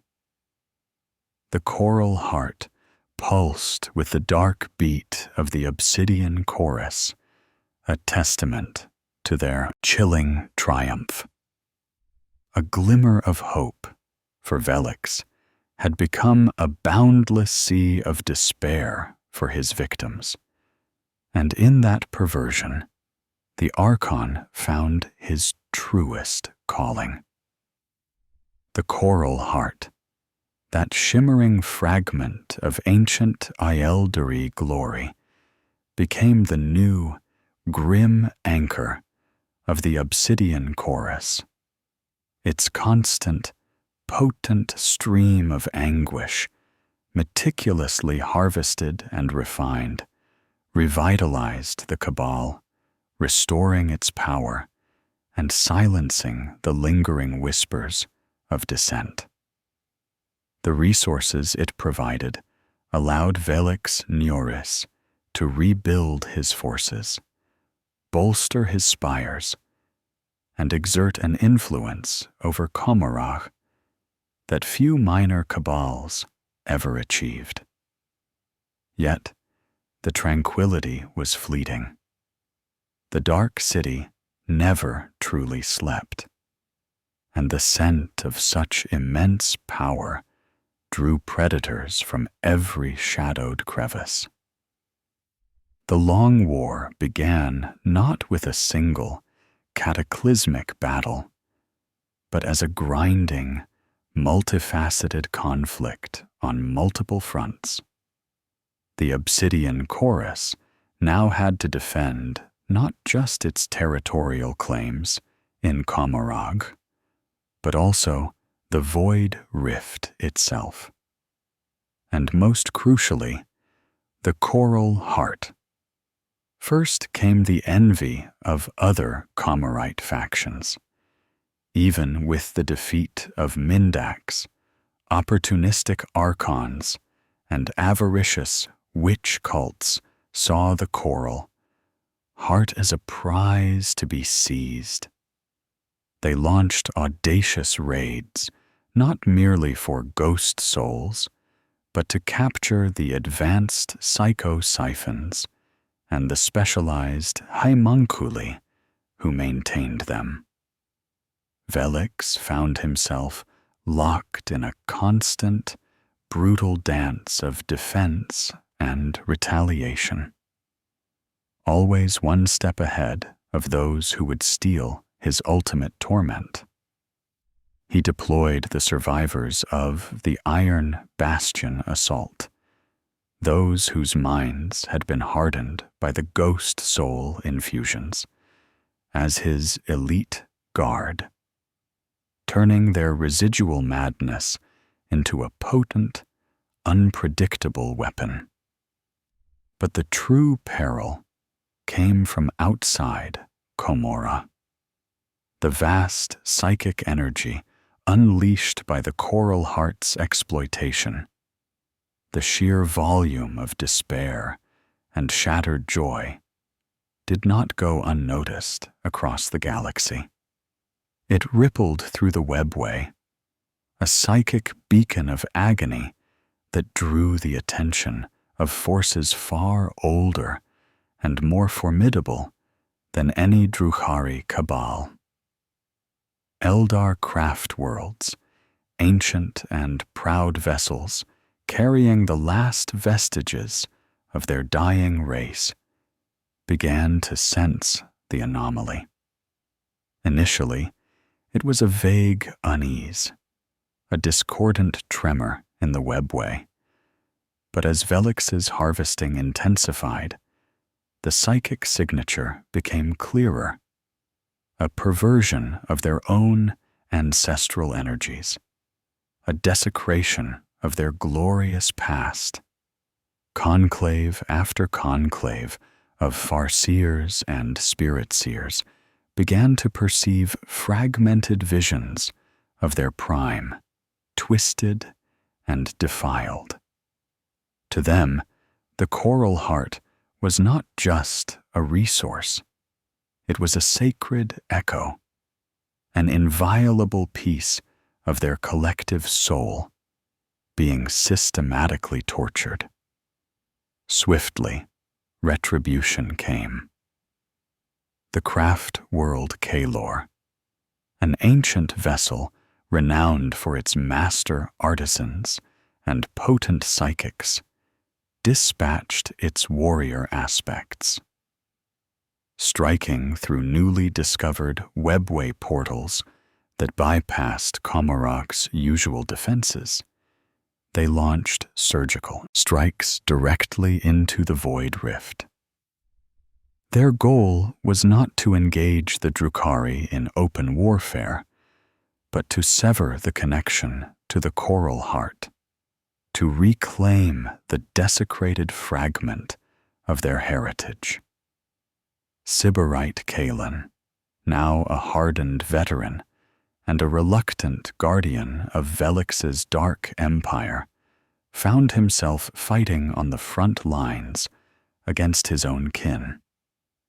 He led defensive actions against the gleaming Wraith Guards and the agile Aspect Warriors, their elegant forms a stark contrast to the shadowy brutality of the Drukhari. These were not the ignorant echoes of the ghost worlds. These were real Aeldari, driven by righteous fury and a desperate hope to protect what little remained of their heritage. Their combat prowess was immense, their psychic might formidable. The craft world incursions were particularly vexing for Velix. They posed a threat unlike any other. The craft worlders were not interested in wealth or power. They were driven by a spiritual imperative. They understood the nature of the ghost worlds, and they sought not to exploit them, but to extinguish the source of their perversion, or perhaps even rescue and reabsorb the psychic fragments. This meant they were relentless, unyielding, and immune to the usual Komarite lures of pain and pleasure. Furthermore, the very act of fighting within the Void Rift and around the coral heart placed immense strain on the fragile dimensions. Lance fire from void ships sent ripples of disintegration through the nearby ghost worlds. Psychic assaults from farseers caused cracks to appear in the dimensional fabric. Even the raw energy of battle itself seemed to corrode the delicate realities, accelerating their decay. Velix was caught in a vicious cycle. He needed to defend the coral heart to maintain his power. But every act of defense further jeopardized the long-term stability of the dimensions he sought to preserve. And then there was the slow, insidious decay of the dimensions themselves. Even without external predation, the ghost worlds were not truly stable. The Homunculi confirmed that without continuous psychic reinforcement that Velix struggled to provide without further compromising their purity, the dimensions would eventually unravel. The coral heart, while more stable, still showed faint signs of stress, its perfect light occasionally flickering, its eternal joy sometimes marred by inexplicable shadows. Velix became a master of cynical pragmatism. He played the rival Comorite cabals against each other, offering controlled doses of ghost souls as bribes or bait, encouraging them to war amongst themselves rather than unite against him. He developed increasingly sophisticated countermeasures against the craft-worlders, deploying mandrakes to ambush their webway exits and utilizing specially tailored psycho-resonance disruptors to interfere with their psychic abilities. But it was a constant, exhausting struggle. The Obsidian Chorus was caught in an endless cycle of war and decay, its Archon's vision of pristine suffering constantly threatened by internal dissent, external enemies, and the inherent fragility of his prize. The long war had begun, a testament to Valix Neoris's dark ambition, and a chilling promise of the unending suffering he intended to visit upon the universe, one ghost world at a time. The battle for the ultimate canvas was far from over. Sybarite. Kalen was a ghost in his own skin. Centuries of service to Archon Valix Neoris had sculpted him into a paragon of Drukhari combat prowess, swift, lethal, utterly ruthless. Yet, within him, something fundamental had shifted. The initial thrill of the ghost worlds, the potent surge of harvested anguish, had long since faded, replaced by a grim, bone-deep weariness. He was no longer just a warrior. He was a guardian of a perversion, a sentinel, standing watch over the systematic destruction of innocence. His face, once a mask of predatory amusement, was now a canvas of taut lines and shadowed eyes. He carried the weight of 1,000 battles, but more profoundly, the weight of 1,000,000 screams, the pure, untainted cries of the ghost souls he had personally helped to harvest. The ghost soul infusions, once a source of exhilarating power, now felt like a slow poison, their raw energies gnawing at the edges of his sanity, making the shadows of his own mind speak in the voices of his victims. He saw their wide, bewildered eyes in the flickering light of Komorach, heard their shattered laughter echoing in the void rifts. Kalen remembered the first few raids, the initial shock and awe of discovering the pristine ghost worlds. He had been thrilled by the novelty, the sheer audacity of Valix's vision. But as the degradation set in, as the vibrant hues of the dimensions dimmed and the inhabitants' terror shifted from pure confusion to a dull, grinding despair, Kalen felt a growing disquiet. He was a predator, yes, but even predators understood the need for a healthy ecosystem. Valix's relentless pursuit of the ultimate torment was destroying the very source of it. The war against the Silvered Spire had been a crucible for Kalen. He had fought with a ferocity born of loyalty, but he had also witnessed the horrific toll of the unstable ghost soul enhancements. He'd seen his comrades dissolve into gibbering madness, their minds utterly consumed by the raw psychic feedback. The taste of victory had been bitter, stained with the blood of friends and the insidious corrosion of his own sanity. Now, with the craft world's righteous fury unleashed upon the void rift, Kalen found himself fighting against his own distant kin.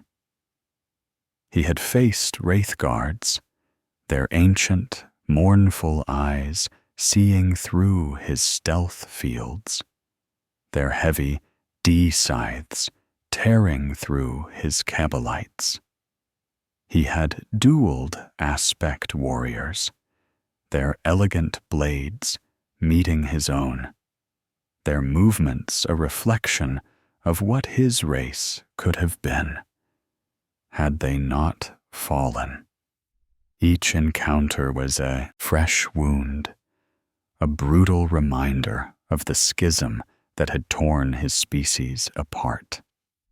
He fought with brutal efficiency, but his strikes now carried a hollow ring, devoid of the usual Drukhari zest for violence. He often found himself alone in the lower decks of the Whisper of Anguish, staring out at the swirling chaos of the void rift, watching the distant shimmer of the coral heart.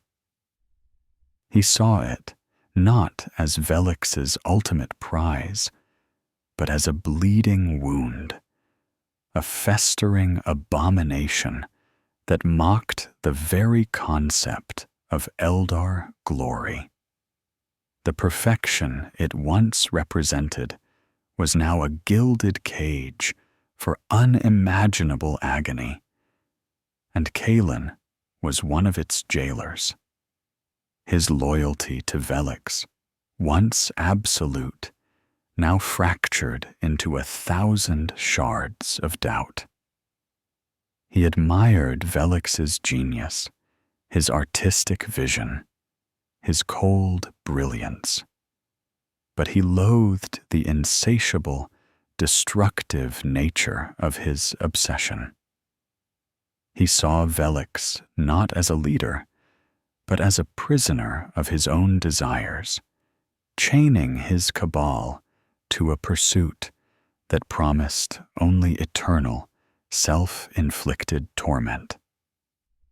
The Archon, cloaked in his polished jet armor, had become a shadow of his former self, his eyes holding a disturbing, almost ecstatic gleam as he reveled in the degradation of the ghost worlds. Kalen began to seek out the homunculi, not for enhancements, but for answers. He interrogated Vilixar, the gaunt xenobiologist, about the true nature of the ghost worlds and the void rift. He learned of the possibility of total dimensional collapse, not just of individual pockets, but of the entire nexus, a catastrophic implosion that could tear open the fabric of reality itself. He learned of ancient Aeldari safeguards, long dormant psychic constructs designed to prevent such a calamity, now being strained to their breaking point by Velix's relentless exploitation. The burden grew heavier. Kalen saw the endless war, the endless suffering, the slow suicide of his own cabal in pursuit of Velix's warped ideal. He considered mutiny, considered desertion, considered putting a blade through Velix's heart himself. But what then? The void rift would still exist.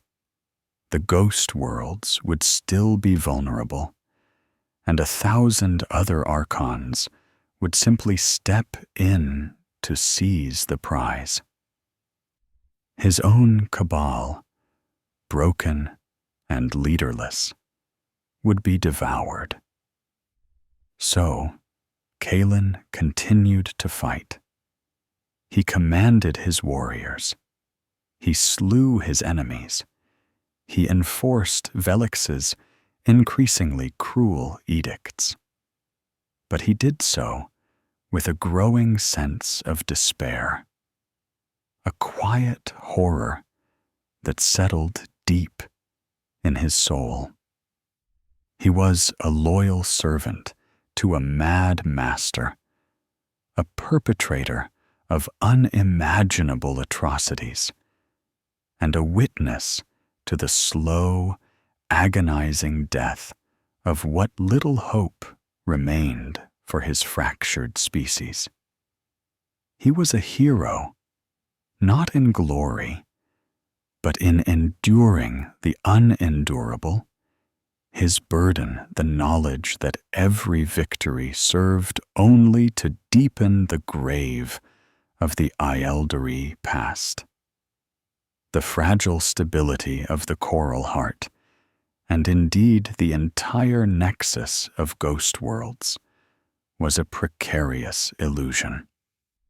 Archon Velix Neoris, blinded by his deepening obsession, dismissed the Homunculi's warnings about dimensional instability as overly cautious.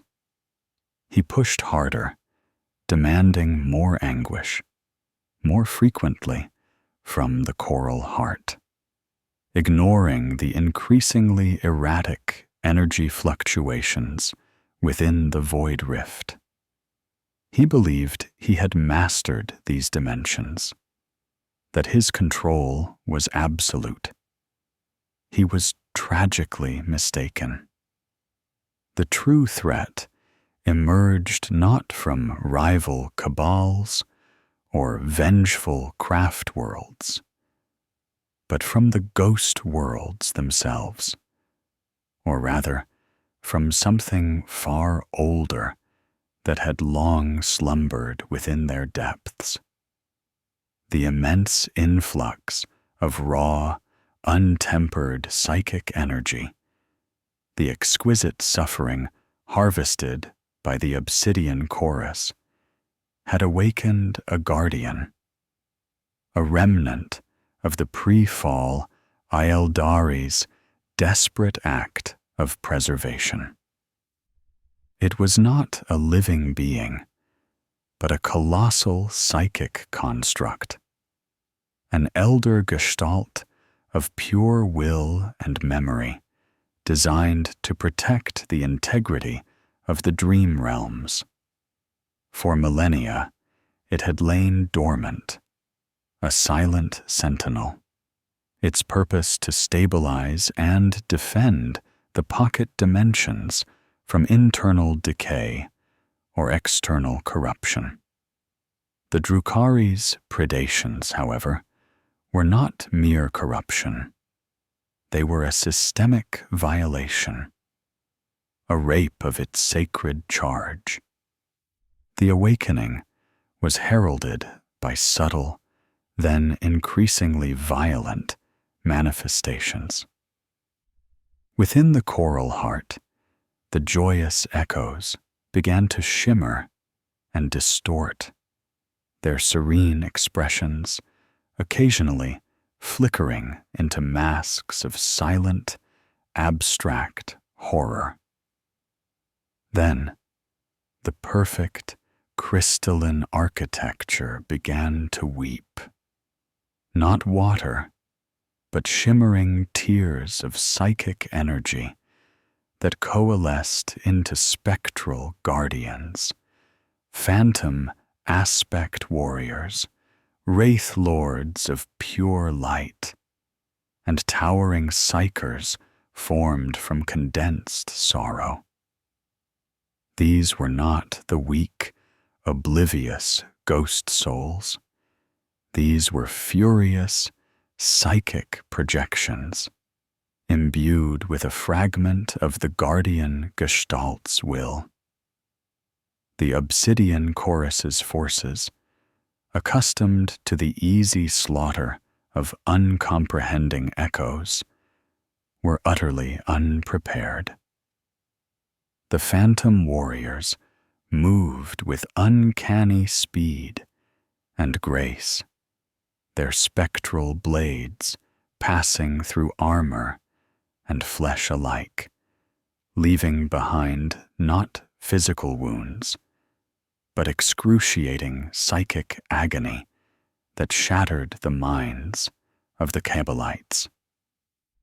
The wraith constructs, animated by ancient wrath, wielded colossal blades of solidified psychic force, tearing through Drukhari skimmers and crushing incubi with contemptuous ease. The psychers, silent and terrible, unleashed focused blasts of pure psychic force, disintegrating entire squads of Kabbalites with a thought. The battle for the coral heart descended into utter chaos. The obsidian chorus's psychic null emitters, designed to ward against warp incursions, were useless against this ancient, internal psychic entity. The ghost soul enhancements that had once given the Kabbalites an edge now turned against them. The raw psychic energy within their veins resonated with the Guardian's power, amplifying their terror, turning their very minds into conduits for excruciating feedback. Velix Neoris, watching from the command deck, felt a surge of cold awe mixed with pure dread. This was an adversary unlike any he had faced. An echo of Eldari might untainted by the fall, powered by the very essence of the dream realms. It was majestic in its fury, horrifying in its righteous indignation.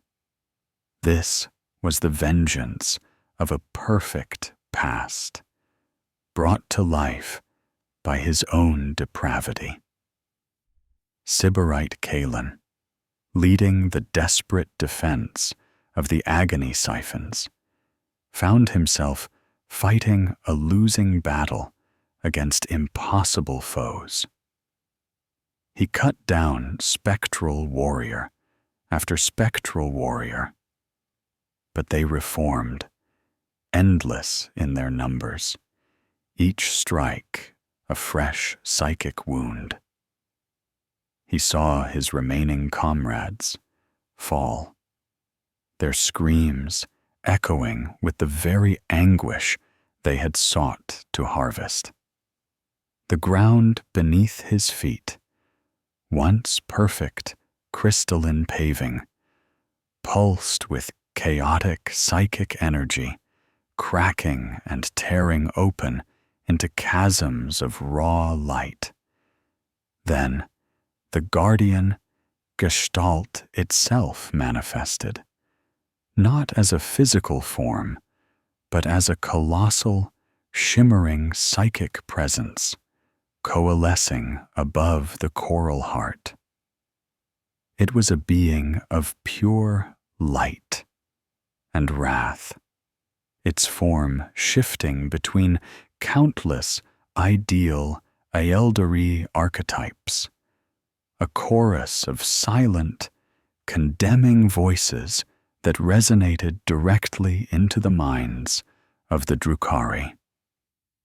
It projected images of their atrocities, the torture of the echoes, the degradation of the dimensions, the systematic perversion of all it was sworn to protect. The psychic backlash was immense, shattering the minds of uncounted Kabbalites, driving them into shrieking madness. Velix Neoris on the bridge felt its presence acutely. It probed his mind, not to inflict physical pain, but to show him the true scale of his desecration, to force him to witness the magnificent beauty he had defiled. For a fleeting, horrifying moment, Velix saw the ghost worlds not as a resource, but as the dying dreams of his own species, and his heart, cold as it was, recoiled from the sheer cosmic weight of his actions. But the moment passed. Velix was a Drukhari. He did not yield. He would not surrender his ultimate canvas.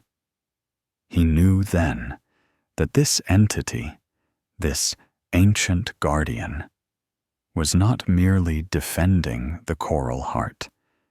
It was attempting to unravel the entire void rift, to cleanse itself of the Drukhari plague by collapsing the dimensions, taking the coral heart with it. This was the darkest hour. The obsidian chorus was being torn apart from within by an impossible foe, their prize on the verge of collapsing into oblivion. Velix Neoris, facing the annihilation of his life's work, knew he had one final, desperate option. A ritual of unimaginable power, one that would demand a sacrifice so vast, so profound, that it would either bind the coral heart to his will forever, or tear reality itself asunder. He would not allow his perfect suffering to be denied. The roar of the psychic guardian gestalt filled the void rift, a silent, deafening condemnation that threatened to rip the very minds from the Drukhari. The coral heart once, a beacon of perfect joy, now pulsed with a chaotic, violent energy, its crystalline structures groaning and fracturing under the strain of the awakened entity. Archon Velix Neoris stood on the precipice of ultimate loss. His cabal was crumbling, his prize dissolving, and the raw power of the ancient Aeldari guardian threatened to unravel the entire nexus of ghost worlds. But Velix was not one to yield. Even as fear, primal and cold, clawed at his heart, a desperate, audacious plan began to crystallize in his mind. He would not surrender the coral heart. He would not allow this ancient, righteous will to destroy his ultimate canvas. He would take it, bind it to his will, and forever ensure his supply of pristine suffering. To do so, he would perform a ritual of unspeakable magnitude, one that would demand a sacrifice so vast, so profound, that it would either succeed spectacularly or tear reality itself asunder. He barked orders into his comm unit, his voice thin, but laced with unyielding resolve. To me, all surviving homunculi, activate the primary psychosiphons. Prepare the nexus array. The homunculi, gaunt and trembling, understood the terrifying implication. Velix intended to perform the soul merge ritual, a theoretical act of galactic blasphemy hinted at in forgotten scrolls, believed by many to be a myth. It was an attempt to forcibly bind a powerful psychic construct to a mortal will, requiring an immense, focused sacrifice of souls and life force. Sybarite Kalen, his armor scorched and his spirit heavy, fought his way through the phantom warriors to reach Velix's command center. Archon, this is madness. The ritual will tear apart the dimension. It will consume us all. Velix turned, his eyes burning with an almost ecstatic zeal. Madness, or apotheosis, Kalen. This guardian seeks to cleanse. I seek to own. There is no other path. If it dies, so too does our purpose, our very reason for existence. He gestured to the captive thralls, thousands of them, still chained in the lower decks of the Whisper of Anguish, and on the makeshift platforms within the Coral Heart. These were the collective spoils of centuries of raids, a vast repository of lesser races kept in suspended animation for future torments. But they were also the perfect fuel. Prepare the thralls, every last one. Their lives, their pain, will be the catalyst. The homunculi, with a mixture of terror and dark excitement, activated the primary agony siphons. These massive constructs, usually used for gradual soul extraction, were now overloaded, set to draw every spark of life, every last iota of psychic energy from the thralls in a single, catastrophic burst. Chains tightened around the captives. Psycho-resonance arrays hummed with building power. The air thickened with the scent of ozone and burgeoning despair. As the homunculi began the initiation rites, the psychic guardian, Gestalt, roared again, sensing the monumental threat. Its spectral forms intensified their assault, tearing through the remaining obsidian chorus forces, desperate to stop the ritual. The Coral Heart convulsed, its crystalline spires cracking open, spilling light and raw psychic energy into the void. Sybarite Kalen watched in horrified fascination. He could not stop Velix, not now. His remaining loyalties, his last shred of hope for a different path, dissolved into the face of his Archon's unyielding will. He grabbed a heavy shuriken cannon, its magazine nearly depleted, and prepared to sell his life dearly, protecting Velix even as he condemned them all. The ritual began. thousands upon thousands of thralls, humans, orcoids, enslavers, and countless other species awakened from their suspended animation to a final, horrifying moment of absolute, uncomprehending terror. Their collective screams, amplified a millionfold by the psychosiphons, ripped through the void, a caterwaul of pure agony that resonated across the entire void rift. Their life force, their very souls, were being violently torn from their bodies, funneled into the Nexus Array, a towering construct of dark matter and psychic crystal at the heart of Velix's command center. The energy surge was cataclysmic. The Nexus Array pulsed with an unholy light, drawing in the essence of the dying thralls.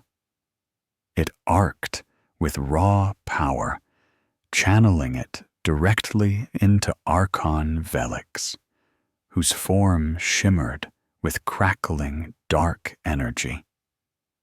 He became a conduit, a vessel for the boundless anguish. The psychic guardian gestalt shrieked in outrage, focusing its entire will on Velix, attempting to overwhelm him, to tear him apart.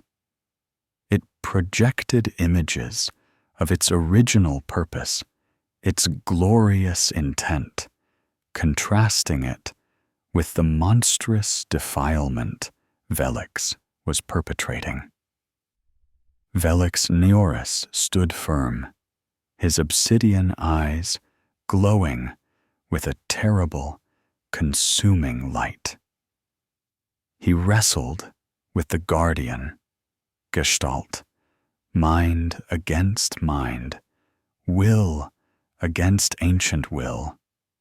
He forced the raw energy of the thrall souls into the Gestalt, twisting its essence, corrupting its pure purpose with the very depravity it sought to reject. He screamed, not in pain, but in raw, primal exertion, forcing his will upon the colossal entity. The void rift itself screamed. The adjacent ghost worlds, unable to withstand the immense psychic overload, collapsed entirely, imploding into swirling nebulae of pure chaos. The coral heart shuddered, great chunks of its crystalline structure tearing free, dissolving into nothingness. Kalen and the remaining Kabbalites clung to whatever purchase they could find as reality buckled around them. Then, with a final, shuddering surge of power, Velix Neoris let out a triumphant, chilling laugh. The Nexus Array dimmed. The screams of the thralls ceased, leaving behind only the echoing silence of death. The psychic guardian, Gestalt, once a towering beacon of light, flickered, its form becoming indistinct, its righteous fury replaced by a profound, agonizing despair. It had not been destroyed, but utterly, irrevocably corrupted. It was bound. The coral heart, battered and scarred, now pulsed with a new, insidious rhythm. Its vibrant light was gone, replaced by a dull, internal glow, like a dying star. The remaining psychic projections within it, the phantom warriors, dissolved, their forms losing cohesion. The dimension itself was fractured, its perfection forever marred, but it was stable. And it was undeniably his. Velix Neoris had done it. He had wrestled a piece of ancient Aeldari glory into submission, forcibly merging it with his own depraved will. But the cost was immense. The whisper of anguish was a wreck, its outer hull melted by psychic discharge, its internal systems fried. Most of the remaining Kabbalites, including all the Homunculi who had aided the ritual, lay dead or utterly catatonic, their minds burned out by the psychic backlash. Sybarite Kalen, slumped against a bulkhead, his body racked with tremors, watched as Velix Neoris stood amidst the devastation, his form still shimmering with dark energy, his face a mask of sublime, chilling triumph. He had achieved his salvation, but it had come at a price that transcended even the vast depths of Drukhari depravity. The silence that followed the soul merge ritual was more terrifying than any scream. The void rift, once a tempest of uncontrolled psychic energy, now hung heavy and still, eerily quiet. The whisper of anguish, Velix Neoris's flagship, drifted amidst the debris like a broken thing, its obsidian hull melted and scarred, its internal systems flickering erratically. Most of its crew lay dead or utterly catatonic, their minds burned out by the raw psychic feedback of the ritual. Amidst the devastation, Archon Velix Neoris stood, seemingly untouched by the cataclysm he had unleashed.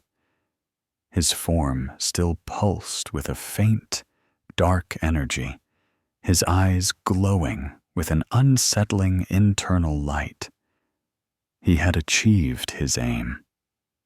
The coral heart, battered and diminished, was bound to him. Its vast, albeit corrupted, psychic energy now flowed not to the ancient guardian gestalt, but directly to his will.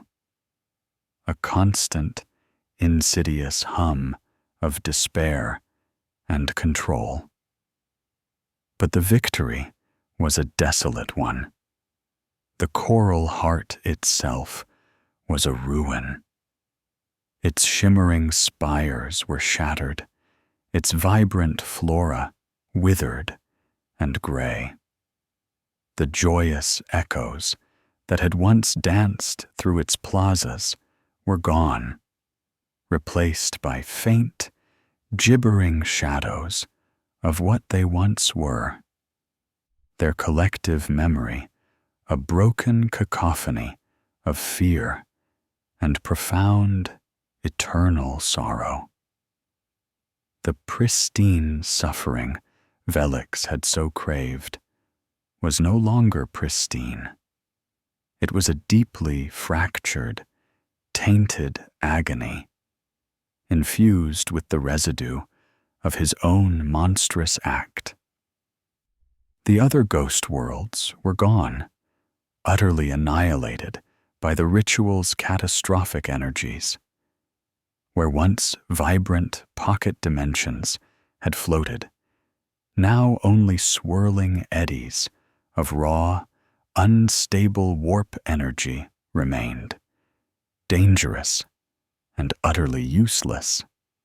The intricate nexus, the focal point of the dream realms, had been violently rent, leaving Velix with only the crippled coral heart and a handful of other barely coherent fragments that occasionally flickered into and out of existence, too unstable to harvest. Sybarite Kalen, one of the few coherent survivors, watched his Archon with a chilling mix of horror and grim resignation. He had survived the soul merge ritual, his mind clinging to a fragile thread of sanity, but he was profoundly changed. The raw ghost soul energy he had been forced to absorb during the battle, combined with the cataclysmic psychic surge of the ritual, had left him with an unsettling awareness. He could hear the faint, echoing cries of the coral heart, a constant, mournful wail that seeped into his very bones, threatening to unravel his mind. He could also feel Velix's presence, an insidious, overwhelming psychic shadow, a cold awareness that permeated everything around him. The Archon was no longer just a powerful Drukhari. He was something else, something bound to the void rift, a symbiotic horror entwined with the shattered dream of an ancient race. The return to Komorog was a slow, painful crawl. The whisper of anguish, reduced to a glorified derelict, limped back, escorted by a handful of surviving Kabbalite fighters. The sight of it, crippled and silent, spread confusion and alarm through the dark city. Rumors, wild and terrifying, began to circulate. Velix Neoris had unleashed a demon. He had gone mad. He had torn open the very fabric of reality. The remnants of the obsidian chorus were a mere fraction of their former strength.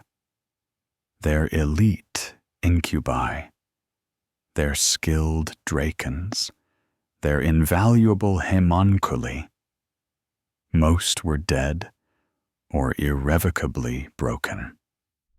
The Cabal's spires, once resplendent with newly acquired wealth, now seemed stark and empty, echoing with the silence of the fallen. Velix Neoris, however, still commanded an unsettling power. The direct link to the coral heart, though diminished, provided him with a constant, albeit corrupted, stream of psychic energy. He did not need soul jars, nor did he need to actively harvest.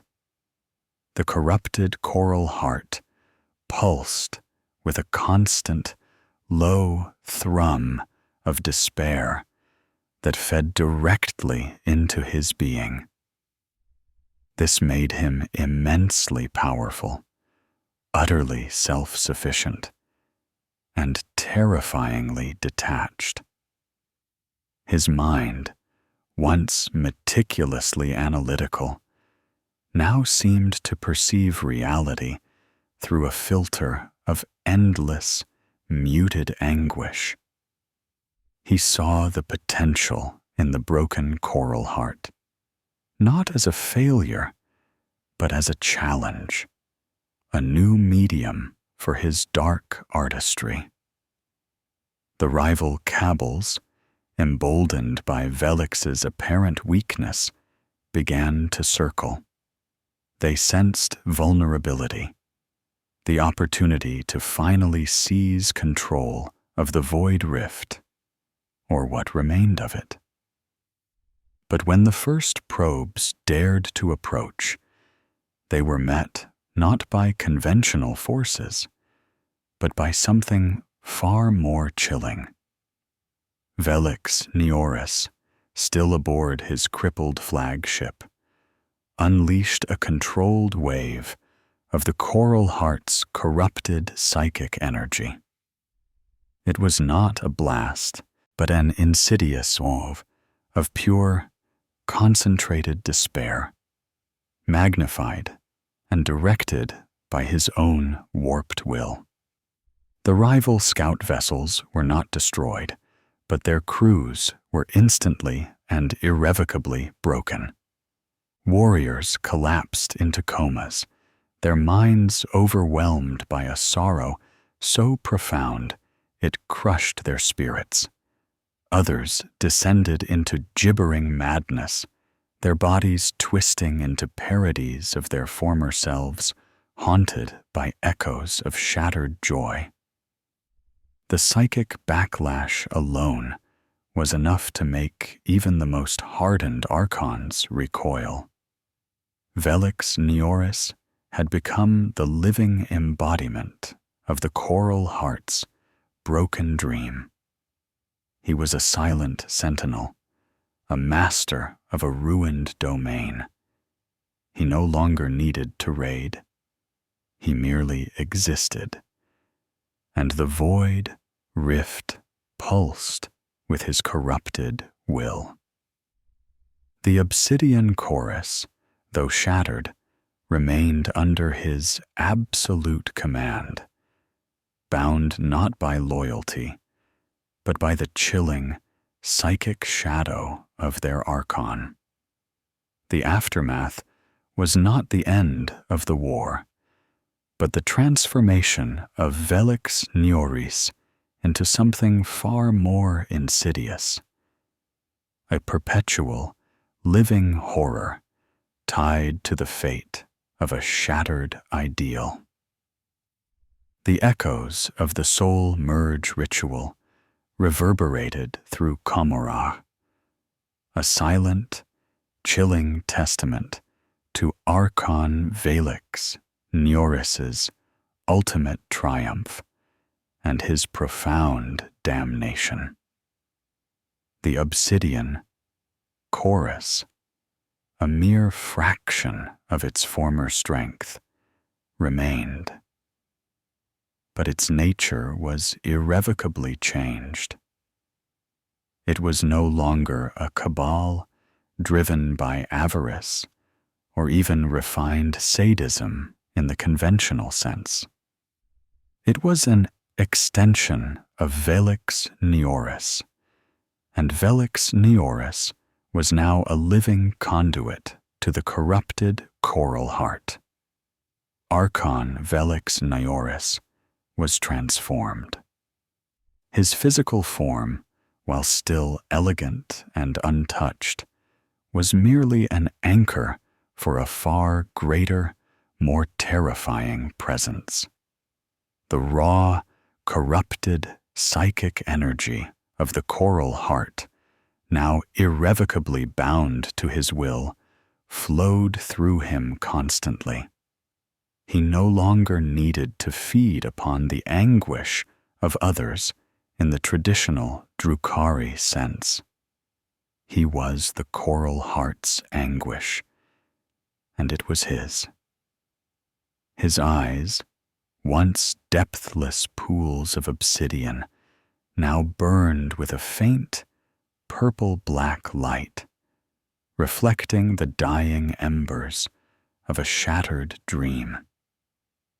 His voice, once a cold thrum, carried a subtle resonant undertone, a phantom chorus of muted despair.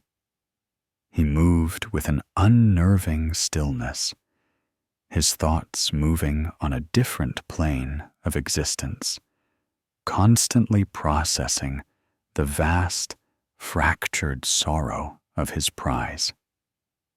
The coral heart itself, scarred and ravaged, lingered, a testament to its ancient Aeldari resilience, yet forever tainted.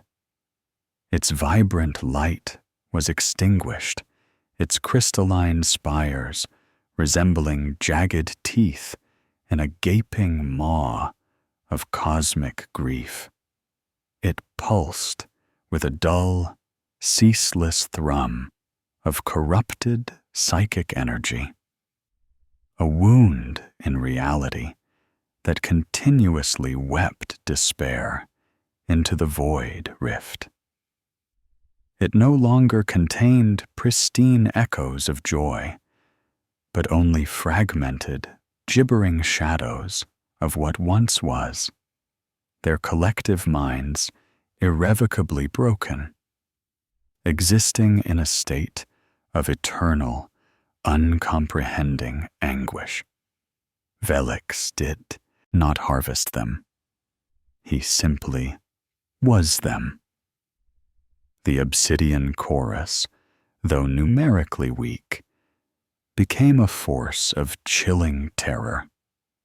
Their actions were precise, devoid of the usual Drukhari flourishes of cruelty.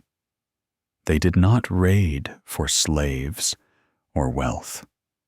They raided to silence any who might threaten Velix's communion with the coral heart.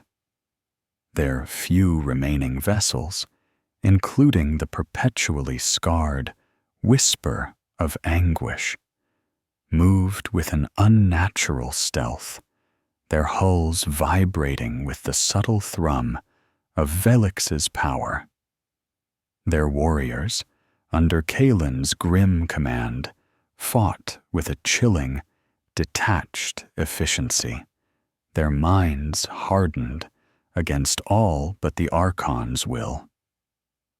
Sybarite Kaelin, now the de facto leader of the Obsidian Chorus's operational forces, remained a loyal, if broken, servant.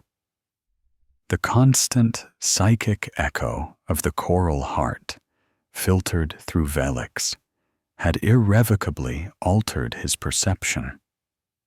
He saw the galaxy not as a collection of potential prey, but as a vast, decaying canvas for Velix's eternal masterpiece of sorrow. He moved through the dark city like a wraith, his purpose grim and unyielding, serving a master who was less an Archon and more a living embodiment of the Aeldari fall itself. He was the sword of a ghost king, a guardian of a shattered dream. The craft worlds, sensing the monumental shift in the void rift, recoiled. The raw, tainted psychic presence emanating from Velix Neoris and the coral heart was too potent, too corrupted, too dangerous to approach. It was no longer a resource to be reclaimed. It was a cosmic cancer, best left isolated to fester within its own dimensional prison. A new legend spread among the Aeldari, a terrifying whisper of an Archon who had willingly merged his soul with the desecrated memory of their golden age, becoming a symbol of their ultimate tragedy. In Komorragh, Archon Velix Neoris became an untouchable figure. His spires, now hushed and shadowed, were left alone.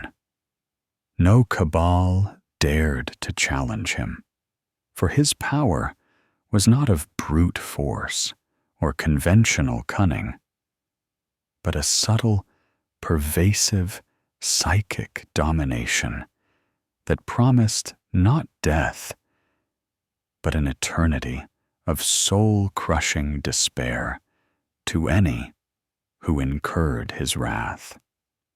He did not seek to expand his territory or gather more slaves.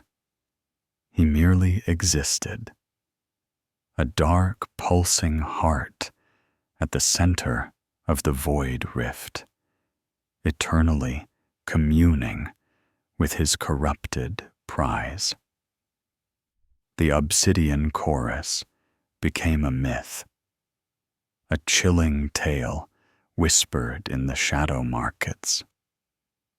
It was the cabal that had dared to breach the very dreams of the ancient Eldari, only to have its Archon become one with their nightmares. The ghost worlds were gone, consumed or irrevocably shattered, leaving behind only the coral heart, a dying star of despair, bound forever to Archon Velix Neoris. His legacy was not one of conquests or grand rituals, but of a singular, horrifying act of self-perversion, transforming himself into the eternal warden of a broken ideal. He had sought the ultimate suffering, and in the end, he had become it, a living, breathing testament to the depths of Drukhari depravity, a perpetual monument to the grim, dark tragedy of the Eldari race.